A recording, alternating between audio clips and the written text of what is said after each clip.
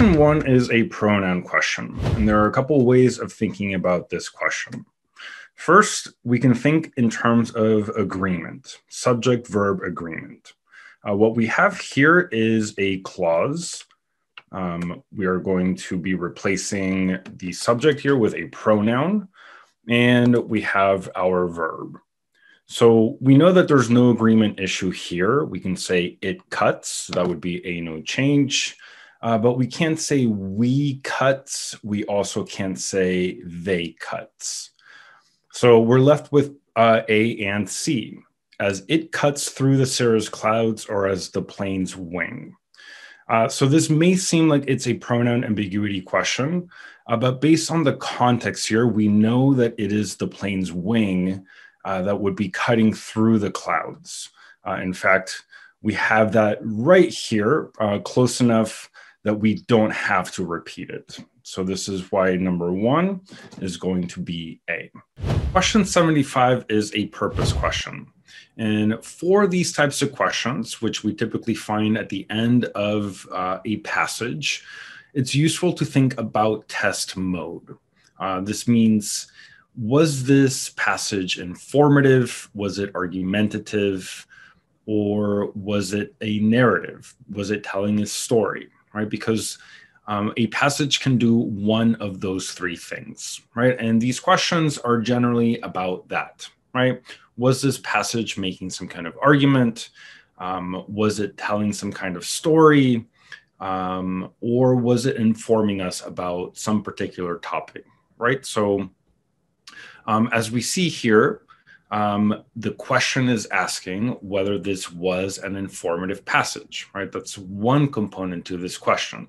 So suppose the writer's goal had been to write an essay that provides some information, this should say, about Joshua Tree to potential tourists.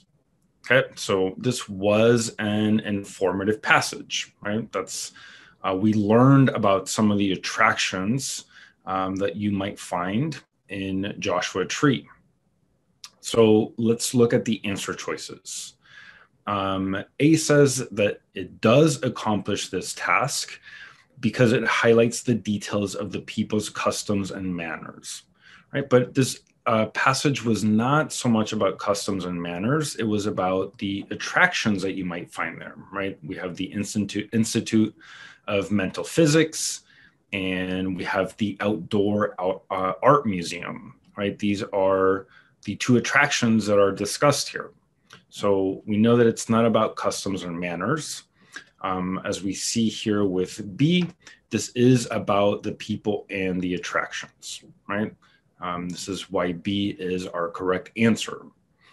C tells us that it doesn't include information about foods and traditions of the place. And this is why we would rule this out as an informative piece about two potential tourists, right? But the question says that, does this provide some information, right? We don't have to provide all information.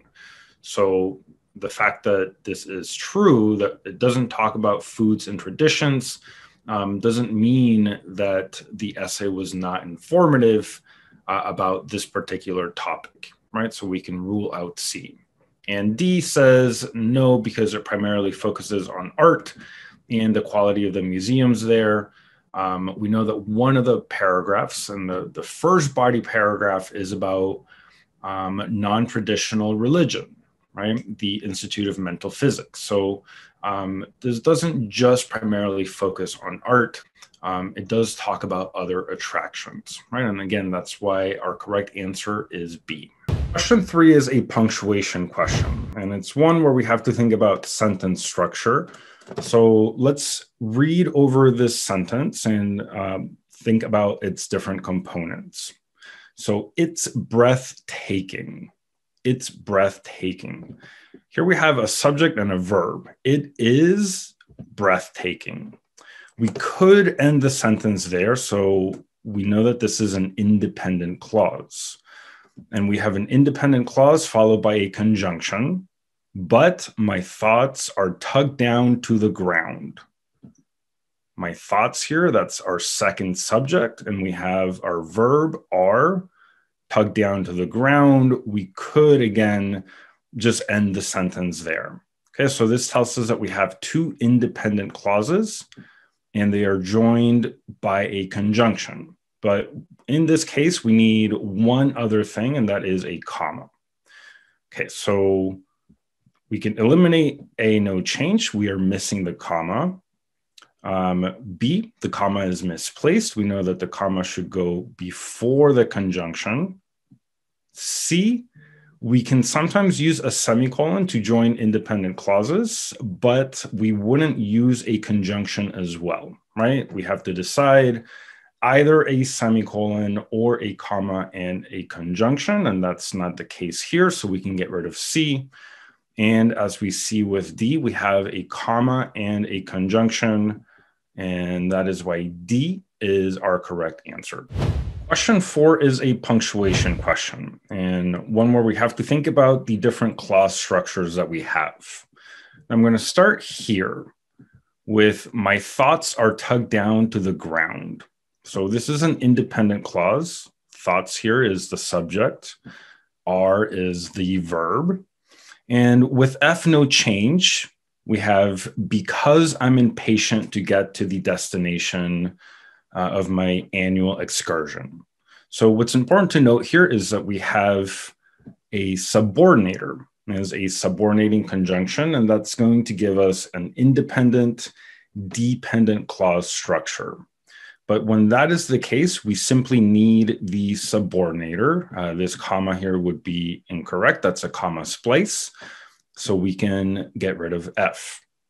Now with G, we get a semicolon and a conjunction. And this would give us two independent clauses. The problem here is that we have to decide to either use a semicolon or a comma and conjunction, right? And here we have a semicolon and a conjunction. So we can get rid of G. With H, we have the semicolon and two independent clauses. And this works. This is why H is our correct answer. What about J? And with J, we have a comma and two independent clauses. This is what we call a comma splice. This is a punctuation error. And this is why we would eliminate J. Question 5 is a word choice question, and it's a bit of a different word choice question in the sense that we have a question stem. So let's take a look at what this is asking. Which of the following alternatives to the underlined word would be least acceptable? This tells us that we're mostly going to be looking at synonyms, and one of these answer choices is going to stand out. So it's not going to fit the context. Let's take a look at the context. My thoughts are tugged down to the ground because I'm impatient to get to the destination of my annual excursion.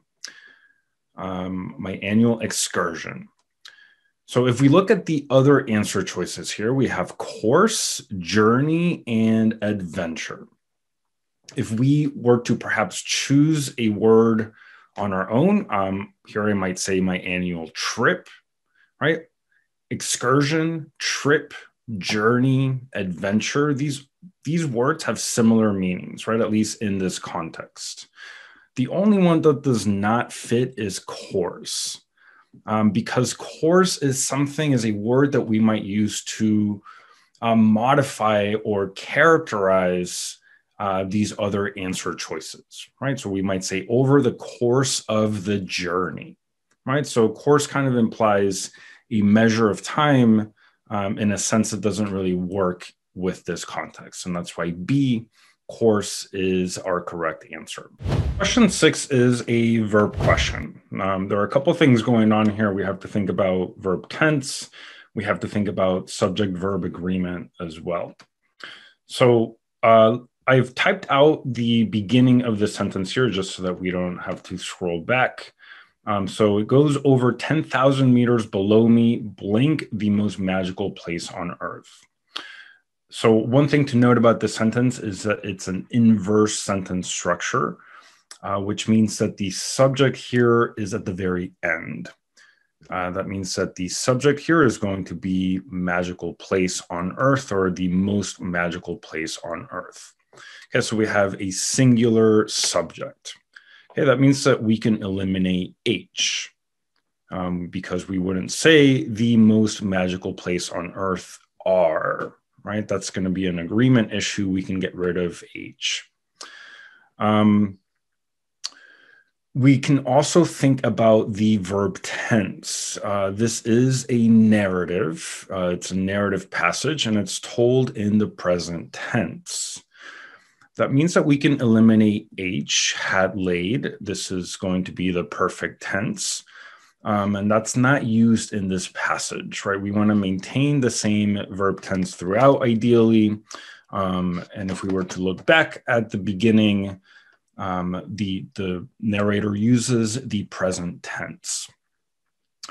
Okay, so now we have lays and lies. These are two different verbs. We have to lay and to lie. And they mean very similar things. The difference here is that one is transitive, meaning that it needs an object, and the other is intransitive. The transitive verb here is going to be lay. So for instance, I might say I'm going to lay the book on the table. But I would say I'm going to lie down, right? That means that with lie, there is no object. It is intransitive. So if we look at the sentence structure here, we see the most magical place on earth, blink 10,000 meters below me, right? There's no object here.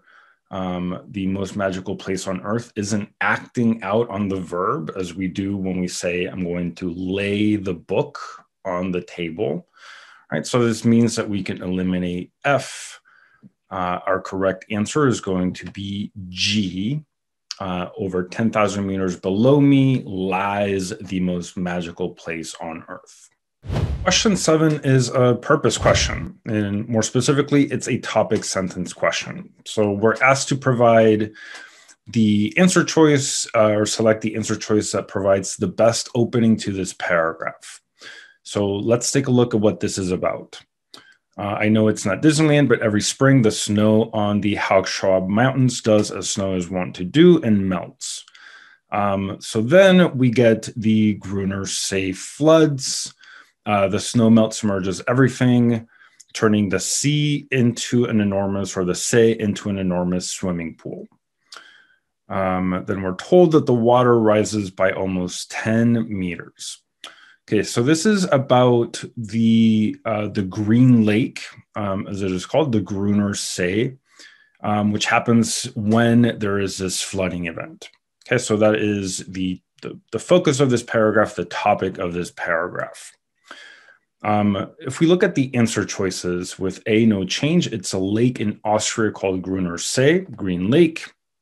This seems to work, right? It's fairly broad, and it tells us about how this lake forms. B, spring is my favorite season because snowmelt leads to spring showers and flowers. The focus here is spring, and this takes us away from the focus of this paragraph. So we can safely eliminate B. C, a lake named Gruner See is 10,000 meters down on the ground. It is located in Austria. This is a tempting answer choice. I mean, we see that it is topically related. It is about the Gruner See, but this bit that it is 10,000 meters down on the ground, first of all, the expression down on the ground, it's a little unclear, and we know that it's not 10,000 meters. We know that the water rises by 10 meters. Everything becomes submerged, right? So we know that C doesn't work either. D, of all the countries in the world, I think Austria has the best, most breathtaking sights.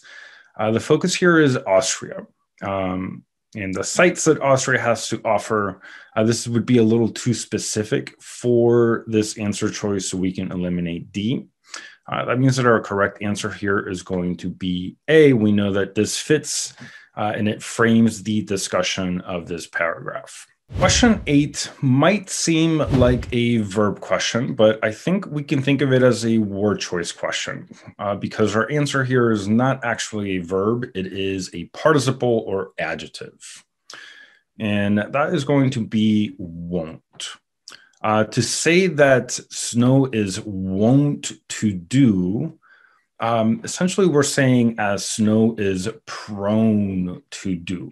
Again, the word won't is an adjective. It's not a very common adjective, but it means to be accustomed to, likely, or in this context, prone to do.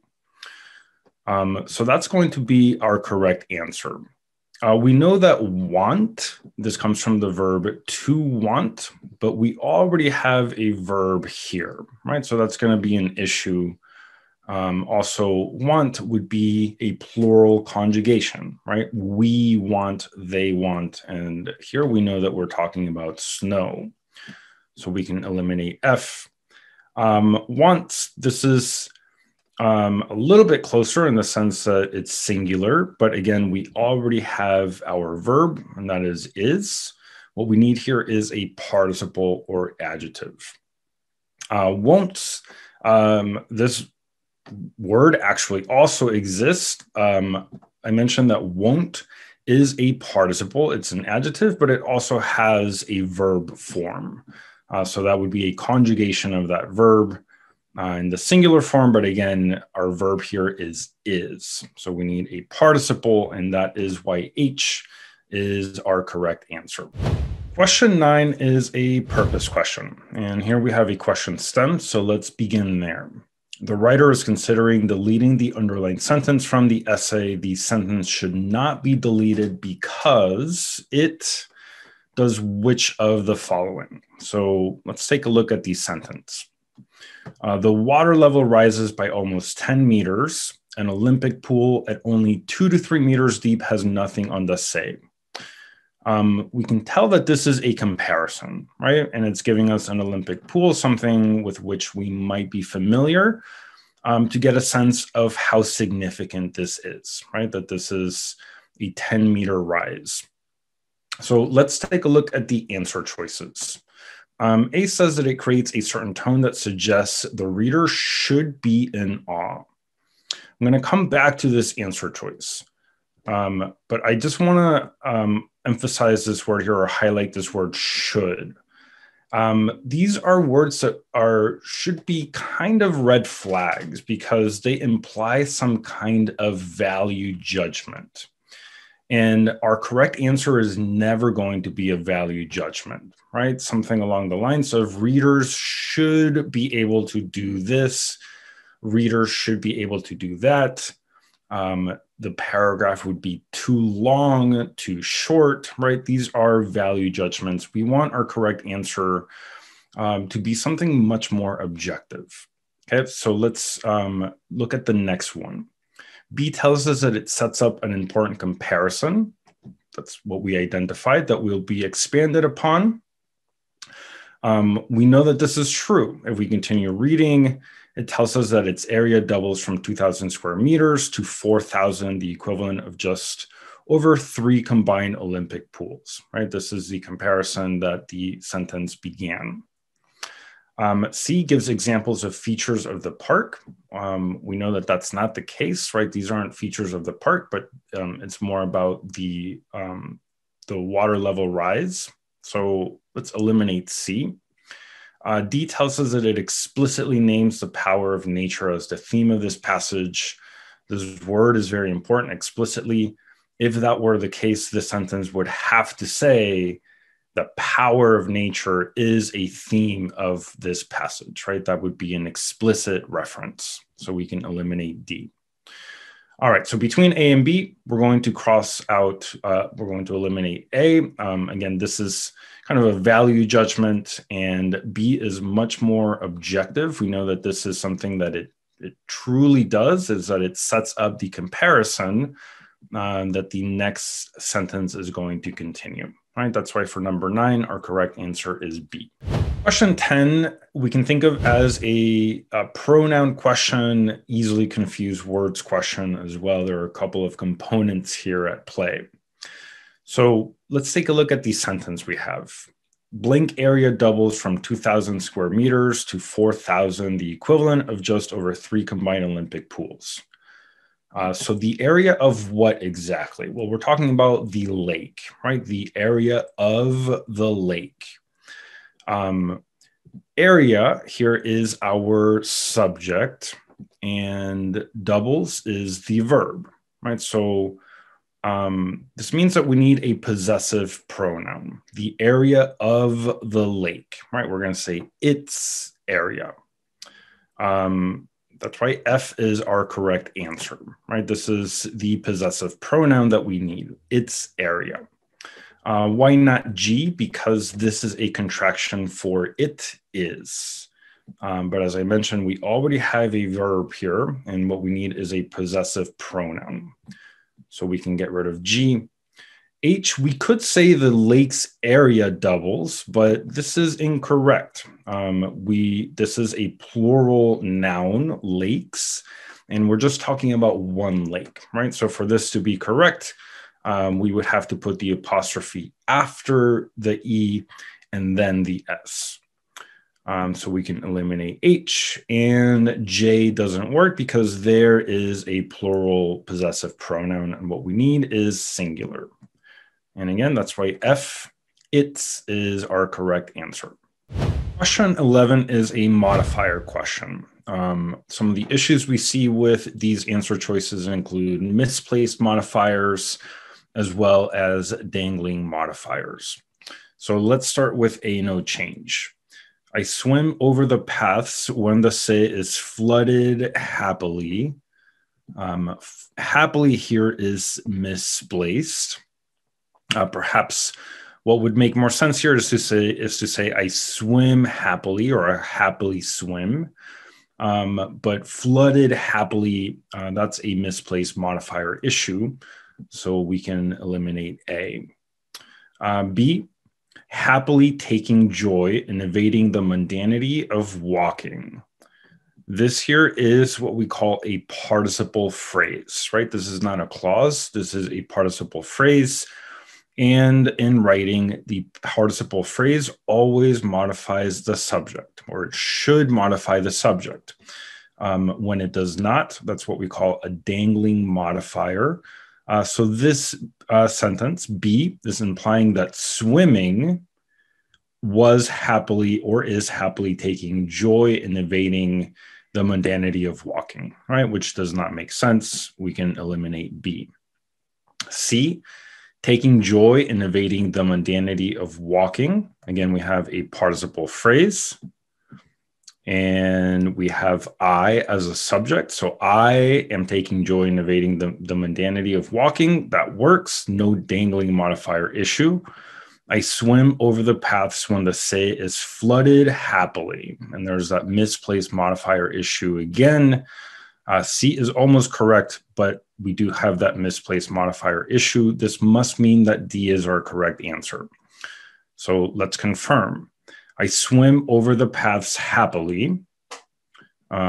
This is one clause, which means that this adverb happily has to be modifying the verb, right? I swim happily, or I swim over the paths happily. That works. When the sea is flooded, taking joy in evading the mundanity of walking. And here we have a participle phrase. Here it comes at the end. But that still would modify our subject I, right? So this works, and this is why D is our correct answer. Question 12 is a punctuation question. Now, I've written out the beginning of the clause here, or typed it out so that we don't have to scroll back. So it says, I can't help but wonder if this is the view fish have in the oceans, or if this is what it's like to be a mermaid. It's important to note that we have two elements, right? The author is presenting two ideas, and we have a conjunction, right? We have this present in every answer choice. This is a conjunction, right? That's important to remember. It's the same as and. And when we present two ideas joined by a conjunction, right, we're using this conjunction not to join two independent clauses. That's when we would use a comma, but we're only using this conjunction to join two ideas, right? In that case, we would not use a comma. There would be no comma before that conjunction, right? So we can eliminate F. This is why G is our correct answer, right? If we had three things, right, three elements, ideas that the author was presenting, then we would use a comma before the conjunction. That's what we call the Oxford or the serial comma. But when we just have two things, we're not going to use a comma. So that makes G our correct answer. If we look at H, we see that the comma is misplaced, and there's actually no need for a comma. But if we were to use a comma with a conjunction, it would come before it, right? So we can eliminate H and J. We can't use a colon here. It doesn't really fit the context or the sentence structure. So we can also get rid of J. Question 13 is an organization question, and we're asked about sentence 2. We have a couple of options. We can leave it where it is. We can place it after sentence 3, 4, or 5. So let's go back to the beginning of the paragraph, and let's read this critically, thinking about the relationships between among these different sentences. See if we can identify something that's out of place. Okay, so number 1, it's my favorite place to swim.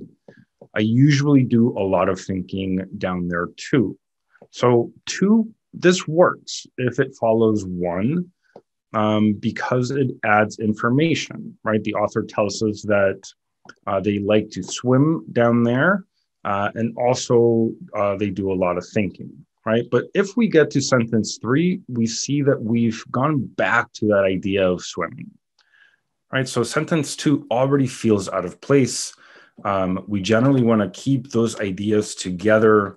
Good analogy to think about is a relay runner, right? Each sentence is passing a baton to the next sentence. You want a very clear connection between these ideas, right? So sentence 2 already feels out of place. Okay, so I swim over the paths happily when the sea is flooded, taking joy in evading the mundanity of walking. Okay, for example, this is important. This transition tells us that this sentence, sentence 4, is going to emphasize a claim. And we would want to see that claim right before it. Right, so what does sentence 4 say? Whenever I'm under those crystal clear waters, I can't help but wonder if this is the view fish have in the oceans, or if this is what it's like to be a mermaid. I also wonder how nice would it be if all the world's bodies of water could be as clear as the sea. Okay, so what are these examples of? These are examples of the author thinking, right? Doing a lot of thinking down there as well. And we already noted that sentence 2 feels out of place here, right? It interrupts this discussion of swimming over the paths. So the best place for sentence 2 is going to be after 3. And again, if we look at sentence 4, that is going to emphasize this claim, right? That the author does a lot of thinking down there as well. So if we look at our answer choices, we can't leave it where it is. It interrupts that discussion. Our correct answer here is going to be B after sentence 3 so that it can set up the discussion of the rest of the paragraph. Question 14 is a parallel structure question. Let's take a look at the context. We'll look at the different answer choices and talk about some of these issues. It's so peaceful down there and quiet too. It's a break from my, with F no change, we have my professional worries, personal distractions, and social pressures. This makes a lot of sense. We, of course, don't want to choose this answer choice without looking at the others. But this is very specific. All right, we have professional worries, personal distractions, and social pressures. These are all different aspects of life. If we look at G, we have worries, distractions, and the pressures of society. At first glance, it might seem like there are no issues here, but there's one pretty big issue, and that is this preposition of. This implies ownership, worries, distractions, and the pressures of society, right? Another way of saying society's pressures. But we already have a possessive pronoun in the passage itself. My worries, distractions, and pressures, right? So there's a bit of an issue there with G. We can say the same thing for J, right? My worrying, distractions, and pressuring of society. There are other issues with J as well, right? There are some parallel structure issues. Here we have a gerund. With worrying, distractions, here we have a plural noun. So that's another issue. H just doesn't work as well. From my worry, distraction, and pressure from society, this might not be as wrong as the other answer choices, but it's not as clear. F, no change, is much more specific. We know what types of worries the author is speaking about, what kinds of distractions, what kinds of pressures. So we're going to eliminate H, and this leaves F as our correct answer. Question 15 is a purpose question, and it's one that's very particular to the English section of the ACT. It asks about test mode. This means, was this a narrative, was this an informative, or was this an argumentative passage? Right, so it's useful to think about those things as we read these passages on this section of the ACT. So let's take a look at the question stem. Suppose the writer's goal had been to write a brief essay on annual events. So this is pretty general, but what's important to remember here is that we have annual events. This tells us that this essay needs to be, for this to be true, it needs to be about more than just one event, right? We know that that's not the case. We know that the title of this passage is Springtime Mega Pool. This tells us that it's just about one thing, right? And we know that having read this passage as well. It's just about one event. A, this is where we have to start thinking about what kind of passage this was, right? And we know that this is a narrative. It's told in first person. It's kind of personal, right? The author tells us about what it's like to be there, what it's like to experience this mega pool. So it's not a case study, right? This would be something more along the lines of an informative passage. So we can eliminate A. B, yes, because it shows how an annual occurrence improves water sports. This suggests that we are dealing with an argumentative passage, right? A passage that's trying to make some kind of claim, and we know that that's not the case here. B, no, because it only discusses one annual event in one location. We know that that is true. We are talking about this flooding event, and this is actually our correct answer. And D, no, because it actually explores the benefits of natural freshwater reservoirs. Again, this sounds like the passage should be making some kind of argument, and that is also not the case. Right? This is why our correct answer is C. Question 16 is a verb question, and it involves subject-verb agreement as well as tense. So let's take a look at the sentence. From business magazines to applied psychology journals, there blank a breadth of articles about interview tactics. So to form the conjugation for this verb, we have to look at this right here. A breadth of articles, to be more specific. This is how we're going to form the conjugation, because this pronoun here, there, this can refer to something singular or plural, but what's important to look at is what follows the verb, right? And the verb is what we have to determine here. So a breath, this is singular. So a breath is a singular noun. This is a little tricky because what follows is a prepositional phrase of articles about interview tactics. We know that this phrase contains words that are plural, right? Nouns that are plural. But this functions more like an adjective, right? This prepositional phrase is telling us something about this breadth, a breadth of what?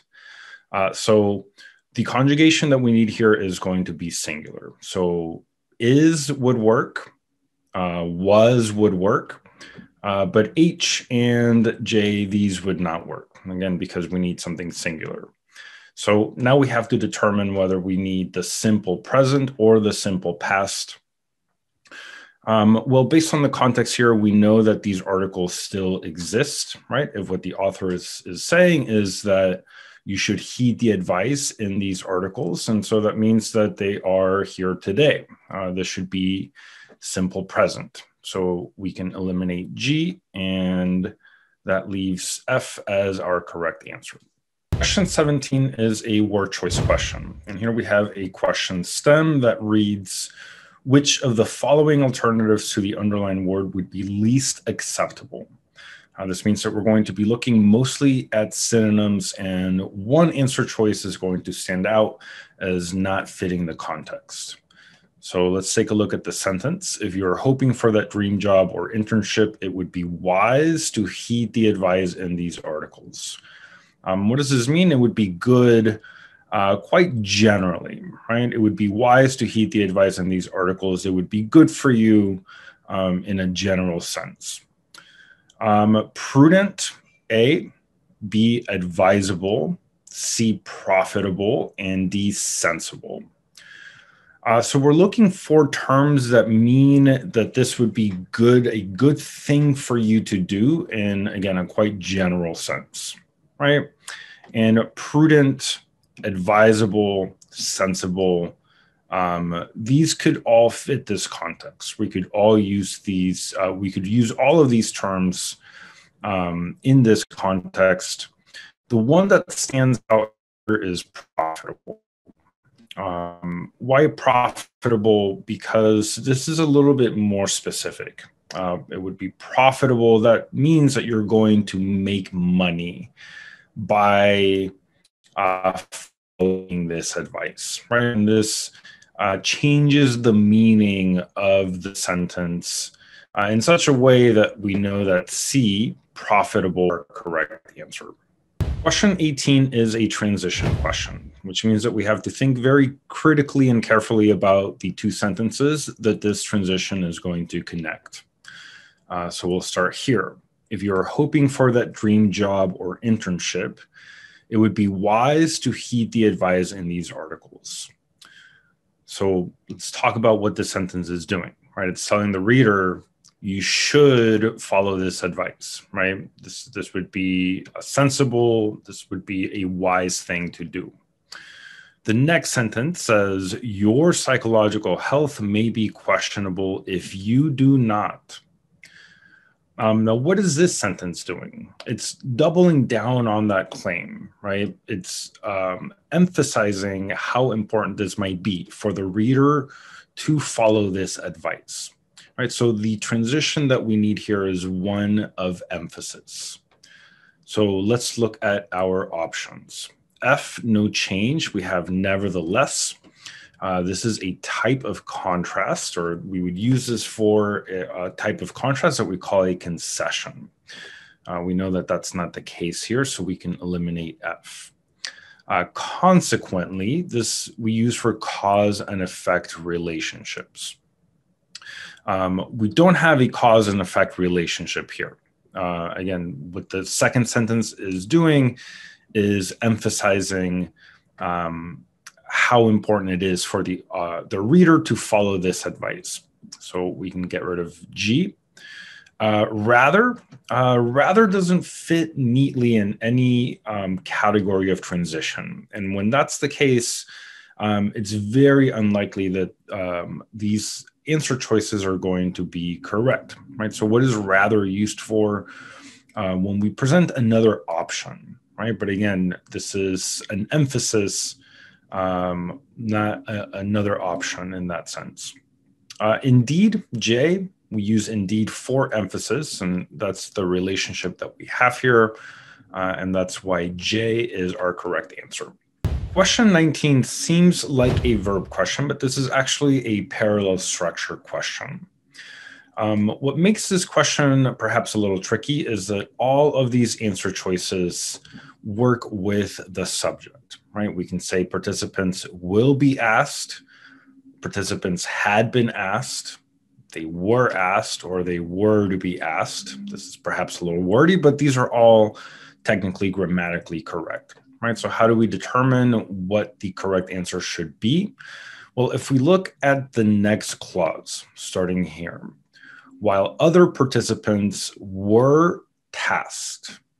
So this tells us what the structure needs to be, right? Because we want to use a parallel structure. So what we have here is were tasked. This is the simple past and its passive voice, right? So we have our verb were and the participle. So the only answer choice that gives us the structure is going to be C, right? Were, this is our verb, and asked, this is our participle. Again, all other answer choices are grammatically correct, but we have to think in terms of parallel structure, which means that we can get rid of the future tense, the simple future. Had been, this would be the perfect tense. And this is a different kind of structure also involving the simple past. And so none of those would work. And again, this is why C, were asked, is our correct answer. Question 20 is a punctuation question. Let's take a look at the sentence here. And I'm actually going to start at this clause here. Other participants were tasked with writing about less empowering notions like their daily commute, or worse, the duties and obligations they had in life. Okay, so what's important to note here is that there are two examples of the things that these participants were asked to write about, right? Their daily commute or the duties and obligations they had in life. And we know that we're using a conjunction. We're using a conjunction to join these two things. And when we only have two elements that we are joining with a conjunction, we don't use a comma before it, right? So we know that any answer choice that has a comma before this conjunction, that's going to be incorrect. Now, the other thing to note here is this modifier worse, because it kind of interrupts, right? Again, the two things that we have here are daily commute or duties and obligations. There's a brief interruption here by this modifier, and that's important to remember. Because as this comma suggests here, we might have to treat this as non-essential, right? As a kind of interjection. But we know that if that were the case, we would need a comma before worse as well, right? As we see with F, no change. So we can eliminate F. G, we know we can't use a period because what follows has to be an independent clause, and or worse, the duties and obligations they had in life is not an independent clause, right? So we get rid of G. We have a similar issue here with H. We have a semicolon. This tells us that what follows here, starting with the duties, has to be independent. And that's not the case. So we're going to get rid of H. J, here we have the comma after or, because this answer choice treats worse as non-essential, as an interjection. And this is why J is our correct answer. Question 21 is a punctuation question and one involving the use of the possessive. So let's take a look at the sentence. After cooperating on a project together and then evaluating one another's involvement, participants who had written about goals were rated as behaving more proactively and deserving of a higher status. Okay, so what we have here is a pronoun, and that pronoun is another. It's a singular pronoun. Now, we do need the possessive here. So we do need the apostrophe S because it's the involvement of one another, right? The involvement of another. In other words, one another's involvement, right? So we do need the possessive here, but another's here. This gives us an S, which again, this pronoun should be singular, so we can eliminate A. B, we have the pronoun correctly here in singular form with the apostrophe S to show the possession. So B is our correct answer. C, this would just, again, be grammatically incorrect. Another's with the S and the apostrophe. And with D, we see that we don't have the use of the possessive, and this is why we would rule out D. And again, that makes B our correct answer. Question 22 is a preposition question. Unfortunately, there's not a whole lot that we can say about prepositions or preposition questions in general, because most of the time, the way we use prepositions comes down to convention. We just have to be familiar with the prepositions that we use with different verbal expressions. So here we have deserving, and the preposition that we use here is deserving of. Here, that's in reference to the thing that you deserve. Now, there is a context in which we might use for as well, but the relationship that implies is a little bit different. We would say, for instance, I deserve a higher status for doing such thing, right? So when we use this preposition for, that's going to imply that you're deserving of something for doing something else, right? Or for completing a particular task or doing something worthy of recognition. But again, what we have here is the thing that you deserve, right? We can almost think of it as a kind of ownership, and that's often how we use this preposition of, deserving of a higher status, right? So this is our correct answer. J4, this probably comes close, but again, doesn't fit the context. And from and by, deserving by a higher status, that almost makes it sound like the higher status is the thing that is giving you recognition. And from, this also just does not fit the context, not a preposition that we would use with this expression. Question 23 is a word choice question. That means that we have to think about the context of the passage, as well as the intended meaning of this sentence. This part of the passage, the end of this paragraph, tells us about the types of things that you can do, or the kinds of things that you can do to walk into an interview with more confidence, right? And this bit tells us that your behavior may be modified such that you will be blank as powerful. The intended meaning here is that you will be viewed or seen as powerful, right? That's something that would be played to your advantage. Grasped doesn't work here because this is closer to understood or to understand. So you might say to grasp an idea. We can eliminate A. B, felt. This is sort of implies an emotional element. And we know that that's not the case, as the intended meaning is that you will be seen or viewed as powerful. Sensed. This seems perhaps like it could work, but sense is more about conscious awareness. To be viewed or seen as powerful, it's a little bit more specific in meaning. The correct answer here is D, perceived. This is pretty close in meaning to seen or to be viewed as powerful. So this fits the context, and that's why D is our correct answer. Question 24 is an organization question. For the sake of logic and coherence, sentence 4 should be placed where? And we could leave it where it is. We could place it before sentence 1, before sentence 2, or delete it from the paragraph.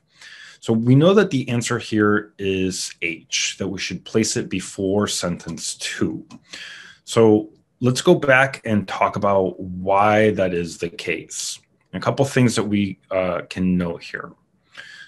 Starting with the first sentence. So to come into an interview with confidence, use preparatory power posing beforehand. Stand with your hands on your hips, legs apart, your head held high. What's important to note here is the narrative point of view. The author here is using second person. The next sentence, there is a switch. Now we are in third person. So participants in one study were asked to write 2 paragraphs about what they hope to achieve in life, right? The next sentence continues with this idea. It is still about this study, about what we found from the study, some of the results. And when we get to sentence 4, or at least to this group of sentences here, we again switch back to second person, right? The author is again speaking directly to the reader. So we should move sentence 4 up here because we want to continue that same line of thought, right? The author using the narrative point of view here as a clue that this is something that we could look to think about how we might organize these sentences. Now, a couple of other reasons why we want to move sentence 4 here before sentence 2. So let's look at what idea sentence 4 introduces. Beyond summoning it physically, power is also a worthwhile concept to write about before an interview. So it introduces this idea that you should write about, right before you walk into an interview. And what is this study about? Well, it's about participants who were asked to write paragraphs about their goals, right? That's one group of participants. So these sentences 2 and 3, they are an example of this claim that we see in sentence 4, right? So if we, again, go back to our answer choices, we could leave it where it is, but we see that that would cause an issue. It doesn't really fit as a topic sentence, so it can't go before sentence 1. We want to place it before sentence 2. We certainly don't want to delete it from the paragraph because it introduces an idea that is then discussed in more detail. Question 25 is a redundancy question. We know that that might be the case when we see D, delete the underlined portion as an answer choice. So if we look at the sentence here, it says, surprisingly, it may be better to discuss what you haven't yet done than what you have already accomplished. And then we have here a no change would be in the past. What's important to note here is the verb tense that the author uses. This is the present perfect, and we use the present perfect to talk about an action that started in the past and is still true today, right? So it's a kind of past tense. this suggests that saying in the past is redundant, right? Because that's already implied by the verb tense. So we're going to eliminate no change. Previously, this might be more concise than in the past, but that is still redundant.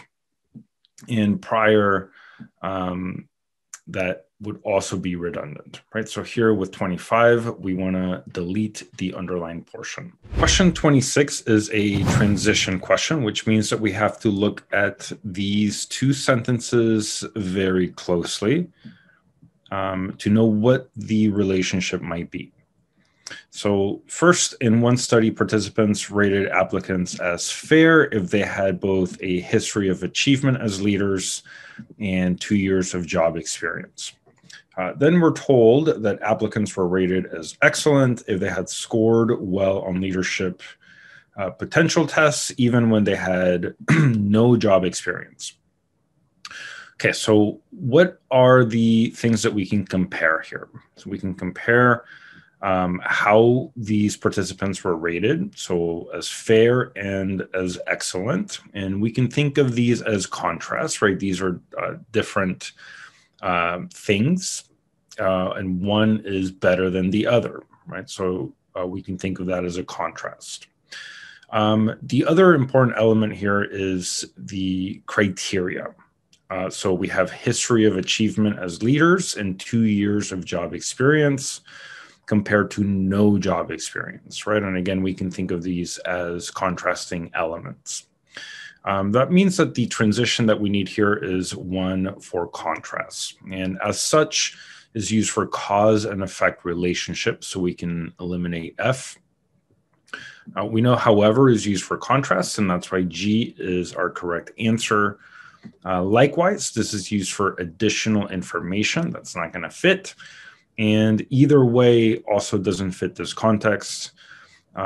This almost makes it seem like this is the only option either way, leading to some ultimate result.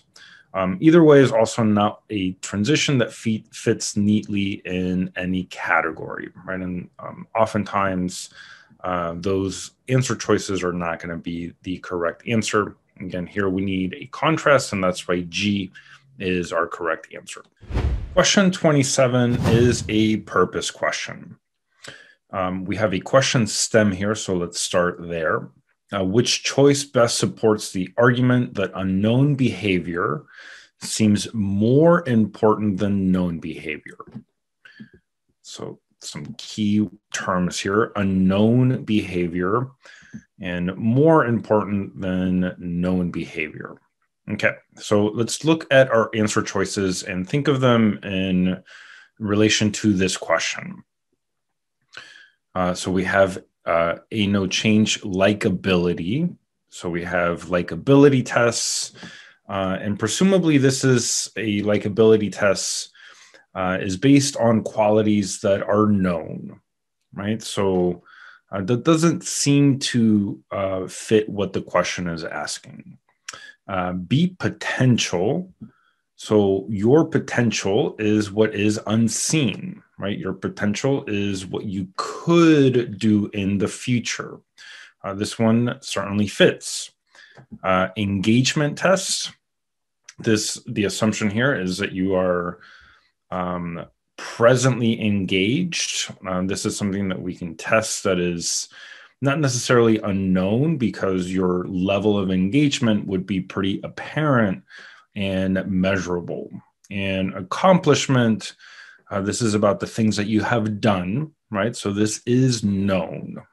These are things that you have done. So this is why B is our correct answer. Potential is the only one that speaks to something that is unseen, unknown, and it responds to the question. Question 28 is a concision question. All of these answer choices are grammatically correct. So if we take a look at each one of them, we'll see that they could all work. We could say, as we see with F, candidates who keep some details about themselves mysterious. We could say candidates who are mysterious in how they carry themselves, candidates who convey a bit of mystery, And finally, candidates who could be characterized or described as slightly mysterious.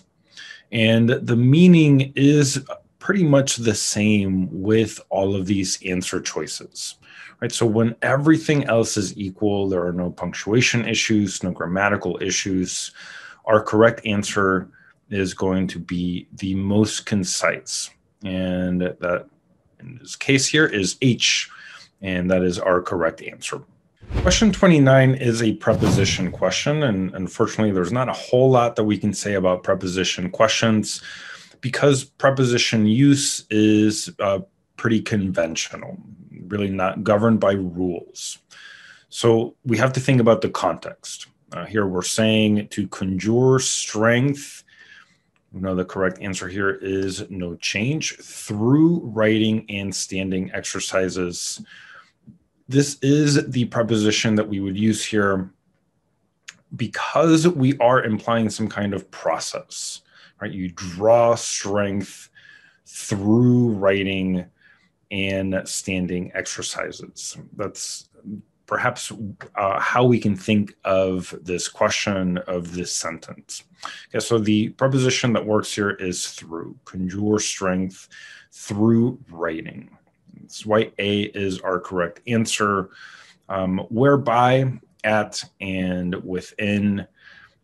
These just don't fit the context for this question. That's why you would eliminate B, C, and D. Question 30 is a parallel structure question. And what we have here are verbs in the imperative mood. So we have conjure strength. Here we have the author speaking directly to the reader. So we have conjure, reel in your future employer with your intrigue, and so we know based on the structure here that we need the imperative mood, right? So we need, again, a command. This is the author speaking directly to the reader. Well, we see that with F, no change, sealing, this is a gerund. It doesn't fit the structure. We can get rid of F, G, and you will have sealed the deal. This breaks the structure, even though it is grammatically correct. H, and seal the deal. That completes the structure. This is why H is our correct answer. And J, having sealed, this is also not going to work. It doesn't fit that structure that we need for the imperative. Again, this is why H is our correct answer. Question 31 is a transition question. So that means that we have to look at the two sentences that the transition is going to connect. So starting with this first one, you might associate cartoons with young children plopped in front of a television on a Saturday morning, eating sugary cereal and zoning out. And I think this is an important element here in this sentence. Next, in the case of those written and directed by the talented Hayao Miyazaki, cartoons have a place in film festivals. Now, what else does this paragraph tell us? I think more context here is going to be pretty useful. So gone are the days in which cartoons contain only glib dialogue, undeveloped characters, gratuitous violence. So his films are a change of pace. And I think this is a really important sentence here because it tells us that there is a contrast between Miyazaki's films and cartoons that we might associate with Saturday morning viewing, right? So that means that what we have here is a contrast. Similarly, a no change, this is used for additional information. So we're going to eliminate A. We know that however is used for contrasts, and that's what we need here. So 31 is going to be B. Previously, we would use this if we're talking about a sequence of events, and that we don't have the context for previously. And consequently, this is used for cause and effect relationships. But again, what we've established is that we have a contrast, and that's why B is our correct answer. Question 32 is a preposition question. Unfortunately, there isn't a whole lot that we can say about preposition questions because these typically don't involve rules. Here we're talking about conventions. We just have to be familiar with the prepositions that are required in different contexts. So here we have credit given to a creator, right? This is, we're talking about cartoons or films written and directed. And this is the artist, right? This is the cartoonist, the director Miyazaki. Whenever we have this kind of relationship, the preposition that we need is by, right? Written by, created by, directed by. That's why F, no change, is going to be our correct answer. G and H, from and with, these don't fit the context, and we can't get rid of the preposition because we need a way of showing relationships. So we can also eliminate J. Question 33 is a word choice question. And here we have to think about which of these terms we would use in this context. Because the answer choices provided here, populated, viewed, attended, made up, these are all terms, these are all verbs that we can use with people when we are referring to or speaking about people, right? And here we are talking about professional critics and enthusiasts. But what we have to keep in mind is that we are talking about this in context of film festivals. So let's talk about the answer choices in this context. Populated. Populated doesn't work because it means to move into an area, to inhabit.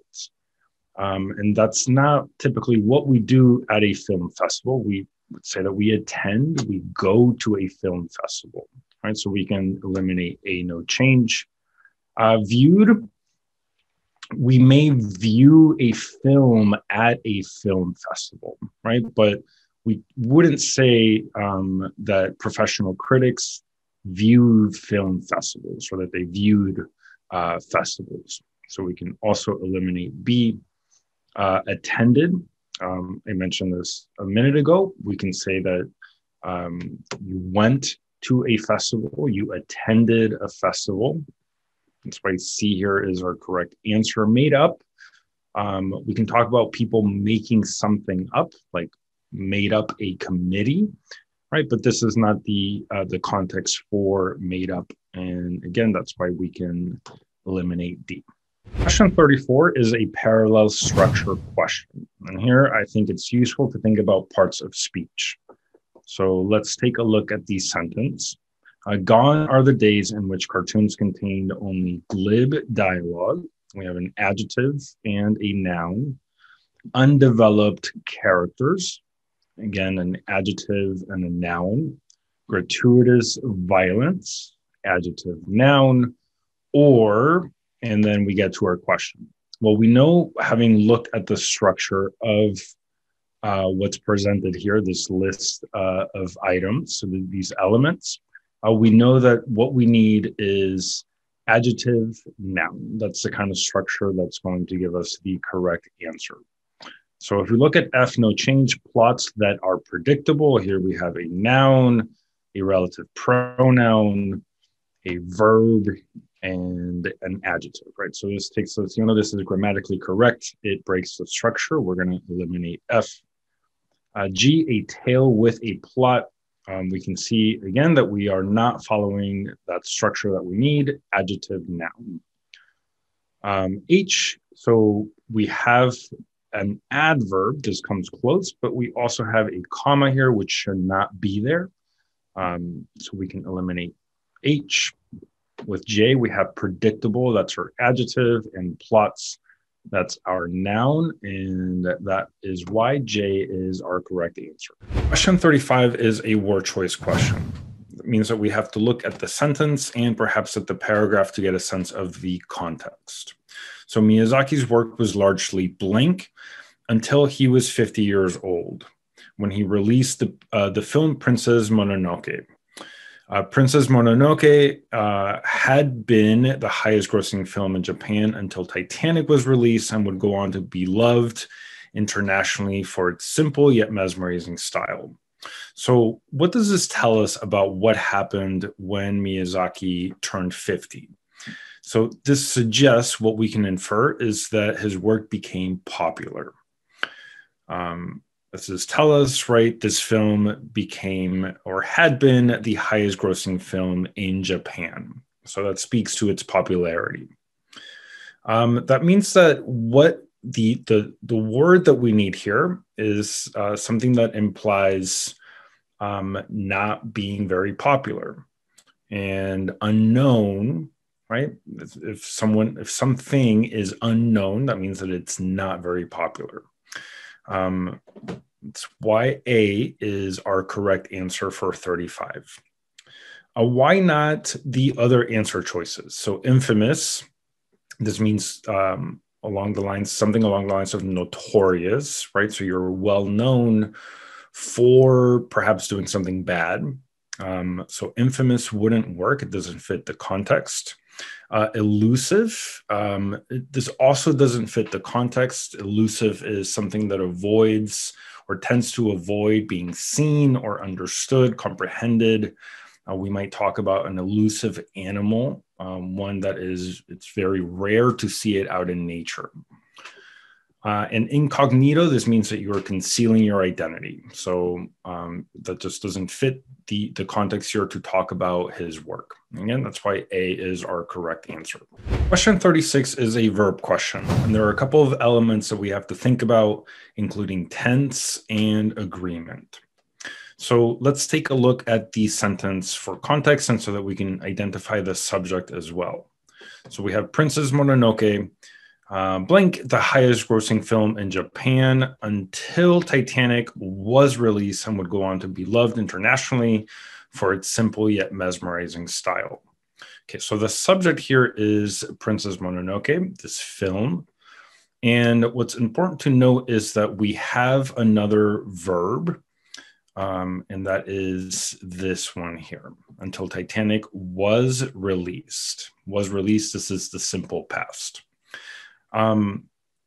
With F no change, we have the past perfect, which is particularly used to talk about, so we generally use it with the simple past because it allows us to talk about two events that were both in the past, and it allows us to show how one came before the other, right? So what this is saying is that Princess Mononoke had been the highest grossing film until Titanic was released, and that's also in the past, right? So we see a relationship between those two events. And this is actually our correct answer here. There are no agreement issues, and the past perfect fits the context. Now we can eliminate G, there are no agreement issues, but we know that we're talking about something in the past, and is the simple present. Were, this is simple past, and this is also plural. So there's an agreement issue with H. And J would be. This is conditional. And again, what we need here is a verb tense in the past as well. And since we already have the simple past, the past perfect is useful there. This is why F is our correct answer. Question 37 is a pronoun question. Now, all of these are possessive pronouns. Their, her, his, its. So what this question is about is determining what the possessive pronoun is referring to. So let's take a look at the sentence for some context. Princess Mononoke had been the highest grossing film in Japan until Titanic was released, and would go on to be loved internationally for blank, simple yet mesmerizing style. So this is key here, because what could this be describing? Well, this is describing the style of the film, right? We're talking about a film. So we can eliminate there, since there is plural, and we're talking about a singular thing. We also wouldn't use her or his, because these are personal pronouns, right? So the only one that we can use here is its. This is a singular possessive pronoun for the third person. And that's why D is our correct answer. Question 38 is a purpose question. In particular, we can think of this as a topic sentence question, since the question here asks which choice best introduces the subject of this paragraph. So let's take a look here. Princess Mononoke, with humility and grace, summons strength from nature in order to save the day. Now, that phrase here is going to be very important. Princess Mononoke was raised by wolves and helps to defend the forest, right? That's what the paragraph goes on to say. So what kind of a character is this princess? She saves the day, she defends the forest, right? We can think of her as a heroine. Let's take a look at the answer choices. So F, no change, tells us that she is the most popular character. This might be true, but if that were the case, if this were the correct answer, we would expect this paragraph to talk about that popularity, right? But what we've seen so far are descriptions of this character or this character's heroic traits. So we can eliminate F.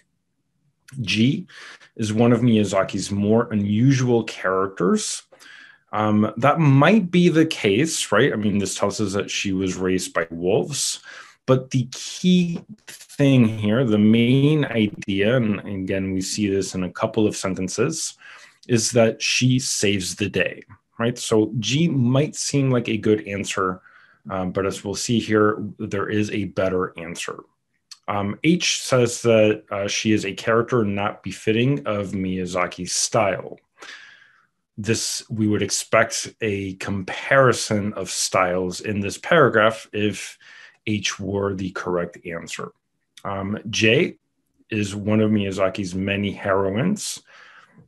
This characterizes Princess Mononoke as a heroine, right? And we see that that's where the paragraph goes, and that's why J is our correct answer. Question 39 is a redundancy question. We know that that might be the case because we see that D gives us the option to delete the underlined portion, and we might do that if there is a redundancy in the sentence. So let's take a look.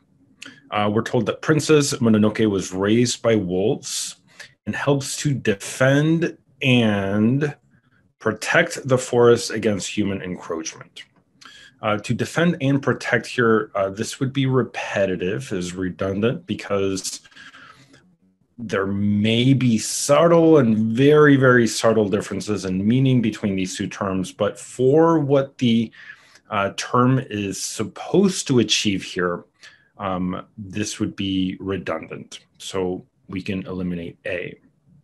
To defend and guard is same idea, right? That is also redundant.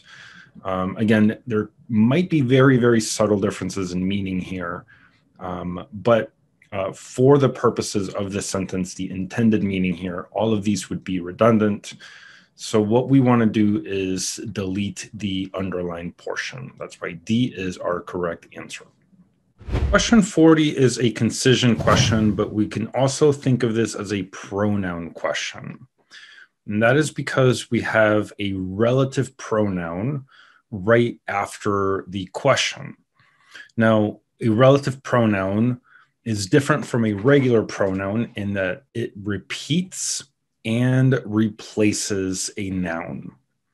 And in writing, the way that we use relative pronouns, they have to follow exactly what they are replacing, what they are repeating, right? So this is useful because we can think of this in context of this question. So we can ask, what is it that shelters them from cruel spirits? So what shelters these sisters? Well, it's the creature, right? Or the animal that provides shelter. We already know then that if we went with H or with J, that relative pronoun would follow either laugh or relief, right? And it's not the laugh that shelters them or the relief that shelters them, but the creature, the animal itself. Okay, so we can eliminate H as well as J. Now, what's the difference between F and G? We see that both answer choices give us something that works with that relative pronoun. We have creature and we have animal. And they are saying very similar things. Befriend a large whimsical creature with F, and G, make friends with a huge yet nonetheless charismatic animal. So why is F our correct answer? Because it is more concise. And that's where the element of concision comes in. That's why F, no change, is our correct answer. Question 41 is a pronoun question. More specifically, it's a pronoun ambiguity question.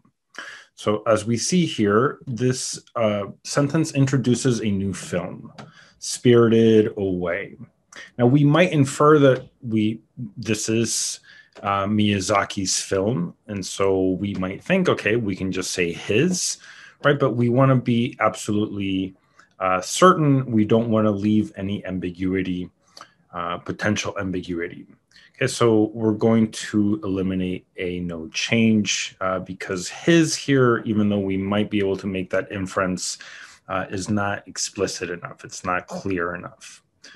There doesn't work. Again, we're talking about Miyazaki. So we could say his again, but that's not very clear. We certainly can't say there since we're talking about one person. C is our correct answer because it eliminates that ambiguity. It makes it clear that Spirited Away is Miyazaki's film. And we would eliminate D because this is a character in a film, right? So it's not, that's not the appropriate ownership possessive. And this is why C, Miyazaki's, is our correct answer. Question 42 is a parallel structure question. And we have to read the entire sentence to see what the structure is. So I'm going to start right here at the beginning. It is rare for kid-friendly productions, blink profound life lessons on loyalty, bravery, trust, and a connection with nature. And also, and there's the second element, it's very subtle, but there's that second element, to be free. And this here is the structure that we need. We need the infinitive. So it's rare for kid-friendly productions to do this and to be free. And so that's how we're going to look for our correct answer choice. We see that offering here is a gerund. It's not infinitive. We can get rid of F. G, we see this gives us the infinitive, and this is in fact our correct answer. And H, having offered, this is the perfect tense. We don't need a conjugated verb here, and we don't want to delete the underlined portion because we want to be able to follow that same structure. And this is why G is our correct answer. Question 43 is a punctuation question. Let's take a look at the structure. Calming and inspiring, these films have been called feminist, environmentalist, and pacifist. All right, so the structure here is we have a participle phrase, calming and inspiring. And these participle phrases, well, first of all, we separate them with a comma, and they always modify the subject. Right, so calming and inspiring, that's referring to these films. Now, looking at the answer choices here, a couple of things to consider.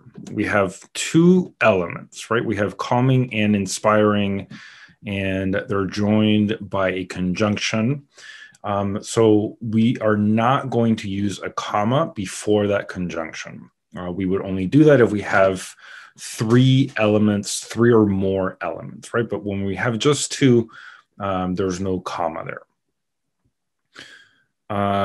Okay, so let me just make sure that I can see this. Okay, so calming and inspiring, comma, these films have been called feminists, environmentalists, and pacifists. This is our correct answer. It fits all of those things that we talked about. We have the comma after the phrase, and there's no comma before that conjunction.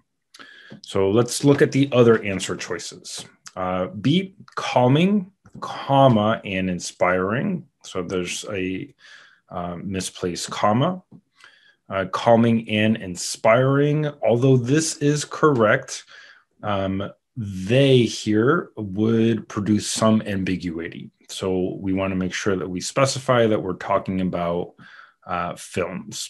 And then with D, a couple of issues. We have the comma after calming, and again, the use of they as a general pronoun, which might give us some ambiguity. And this is why A is our correct answer. Question 44 is a purpose question. We have a question stem here. If the writer were to delete the preceding sentence, the paragraph would lose a statement that does which of the following? Right, so we're talking about the preceding sentence. That would be this sentence right here. Okay, so the author says Miyazaki is capable of weaving a great deal of meaning into cartoons without making them preachy. So what does this mean? Well, being preachy has a negative connotation. It means that you are overbearing, perhaps. So the cartoons do not come across as being preachy or overbearing. All right, so let's take a look at the answer choices here.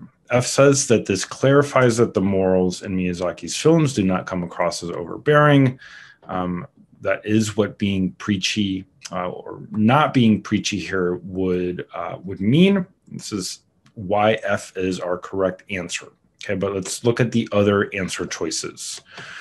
G says that it indicates a serious tension among critics, but this sentence does not mention anything related to critics and a tension that might exist among them. So we can eliminate G.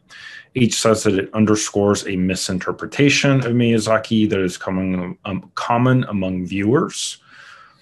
That might be true. But we don't have evidence based on simply what the sentence is telling us, right? What this does is we have to read the sentence from the author's perspective, right? Evaluate the author's tone. So we can eliminate H. And J highlights Miyazaki's primary focus on conservative politics. This is not a safe inference as well, based on what we have here. Again, this is why F is our correct answer. Question 45 is a purpose question, and it's one that is very particular to these passages on the ACT. Here we have to think about test mode. This means that there are three types of passages that you might see here. You might see passages that are narrative. That means that they're going to tell a story. We also have argumentative passages. Those are going to make some kind of claim. And then we have informative passages, and those are simply going to inform. They're going to be rather objective. Okay, so we want to think about what kind of passage this is. If we go to the beginning, we can look to the thesis here. Miyazaki's films are a change of pace for viewers of all age. That is an argument. It's a very subtle argument, but it is an argument nonetheless. And so the argument here is that these films are a change of pace for viewers of all age or all ages. And we can see here again at the very end, Miyazaki is capable of weaving a great deal of meaning into cartoons without making them preachy. Miyazaki's tactful art is a true gift to humanity, right? So there's that argument, again, that parallels what we saw in the first paragraph. Okay, so we know that there's an argument here, and we know what the argument is. So the question reads, suppose the writer's goal had been to write an argumentative essay, we know that that's true, on the need for creating more wholesome entertainment for families to watch together. So that wasn't the argument, right? It wasn't for the need to create more wholesome entertainment. The argument was these films are great. These films give us a change of pace, right? They do not come across as preachy, right? Those are all parts of the general argument. So we know that the answer here is going to be no, right? Because this was not the argument. We can look at the yes answers just in case. Yes, because it offers examples of wholesome values. It doesn't really talk about, provide that many examples, right? But we also know that that's not the argument that the passage makes. B, because it explains how most cartoons are deficient when it comes to wholesome values. We know that the passage focuses on one director, writer, specifically, not most cartoons. That's pretty general. C says no because it focuses on the works of one artist and only argues for how these works are different from the norm. And that is the argument. C is our correct answer. D says no because it offers contradictory information regarding the merits of different values. That's pretty general. That's a pretty broad statement. But we also know that that's not the case. This focuses simply or solely on one artist. And again, that's why C is our correct answer. Question 46 is a word choice question. And it's an interesting one because several answer choices seem like they could work here. Of course, we know that there can only be one. So let's look at the sentence here for some context. A few scientific endeavors have captured the attention of the general public, like the quest to make it to the moon, as we see here with no change. And this works. We can say to make it to the moon. It's a little informal, but it makes sense. It's grammatically correct. We can also say to reach the moon, as we see with G. We can also say to get to the moon. Again, that's a little bit informal, but it works. The only one that does not work here is obtain. To obtain the moon, as in to get the moon, to acquire the moon. That doesn't fit the idea here, which is to travel to the moon, to reach the moon. Okay, so we can eliminate H. Now, I mentioned that F, G, and J, all of these seem to work, but we're going to eliminate F and J because reach is not only more concise, but it's a little bit more formal. It fits the purpose of this passage, and that's why G is going to be our correct answer. Question 47 is a word choice question. Let's take a look at the sentence here and see what the context is. So we're told certainly the political blank of the 60s played a role in the country's fascination with watching the giant leap for mankind unfold. So we might say the political context. The idea here, what's intended, is what is happening politically, right? So the things that are happening politically, they played a role in the country's fascination with space travel. Okay, so let's take a look at our answer choices with a no change. We have ambiance. That's not going to work. This refers to the mood of a particular setting. That's a little too specific, so we can eliminate A. B, climate. This is our correct answer. And climate we can think of as almost synonymous with context. In this case, the political context, the political climate. So what was happening politically? This is an expression that is fairly common, fairly academic. Weather and storms, though these are related to climate, that is the wrong kind of climate. So that doesn't fit the context. Again, we're talking about political context. And the closest answer, the best answer here is going to be B. Question 48 is a punctuation question. And this is about how we write 60s. So when we are writing, when we're talking about decades, and we're writing, for instance, the 60s, we can either write 1960s or 60s, but the punctuation rules are going to be a little bit different in each case. So if we're writing 1960s, we are simply adding an S at the end of 1960, because what we're doing here is we're actually turning this noun into a plural, right? So there's no apostrophe. This is not a possessive. Now, if we know that we're talking about the 1960s, we can just simply write 60s. But if we do that, I can't get the upside down apostrophe here, but we would use an upside down apostrophe before 60s. And that is, it functions as a kind of placeholder, right? It lets us know that there is a base here, there as well. All right, so these are the only two possibilities, and we see that with F, no change. That's why this is our correct answer. So we can talk about the issues that we see with the other answer choices. Well, with G, it treats the S as a possessive, and we know that that's not how we should approach that.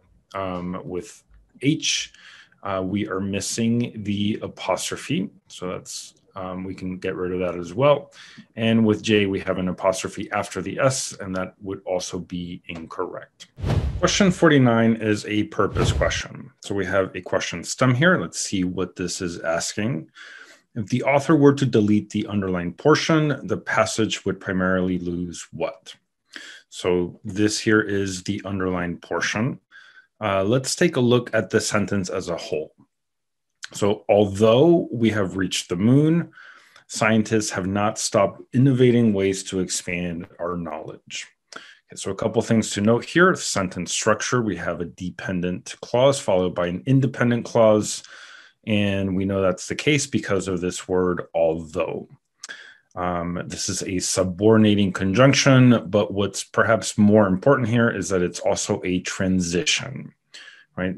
This provides a contrast, although is a contrasting transition, and that gives us this particular sentence structure, right? So what we have here is a contrast between these two clauses. On one hand, we've already reached the moon.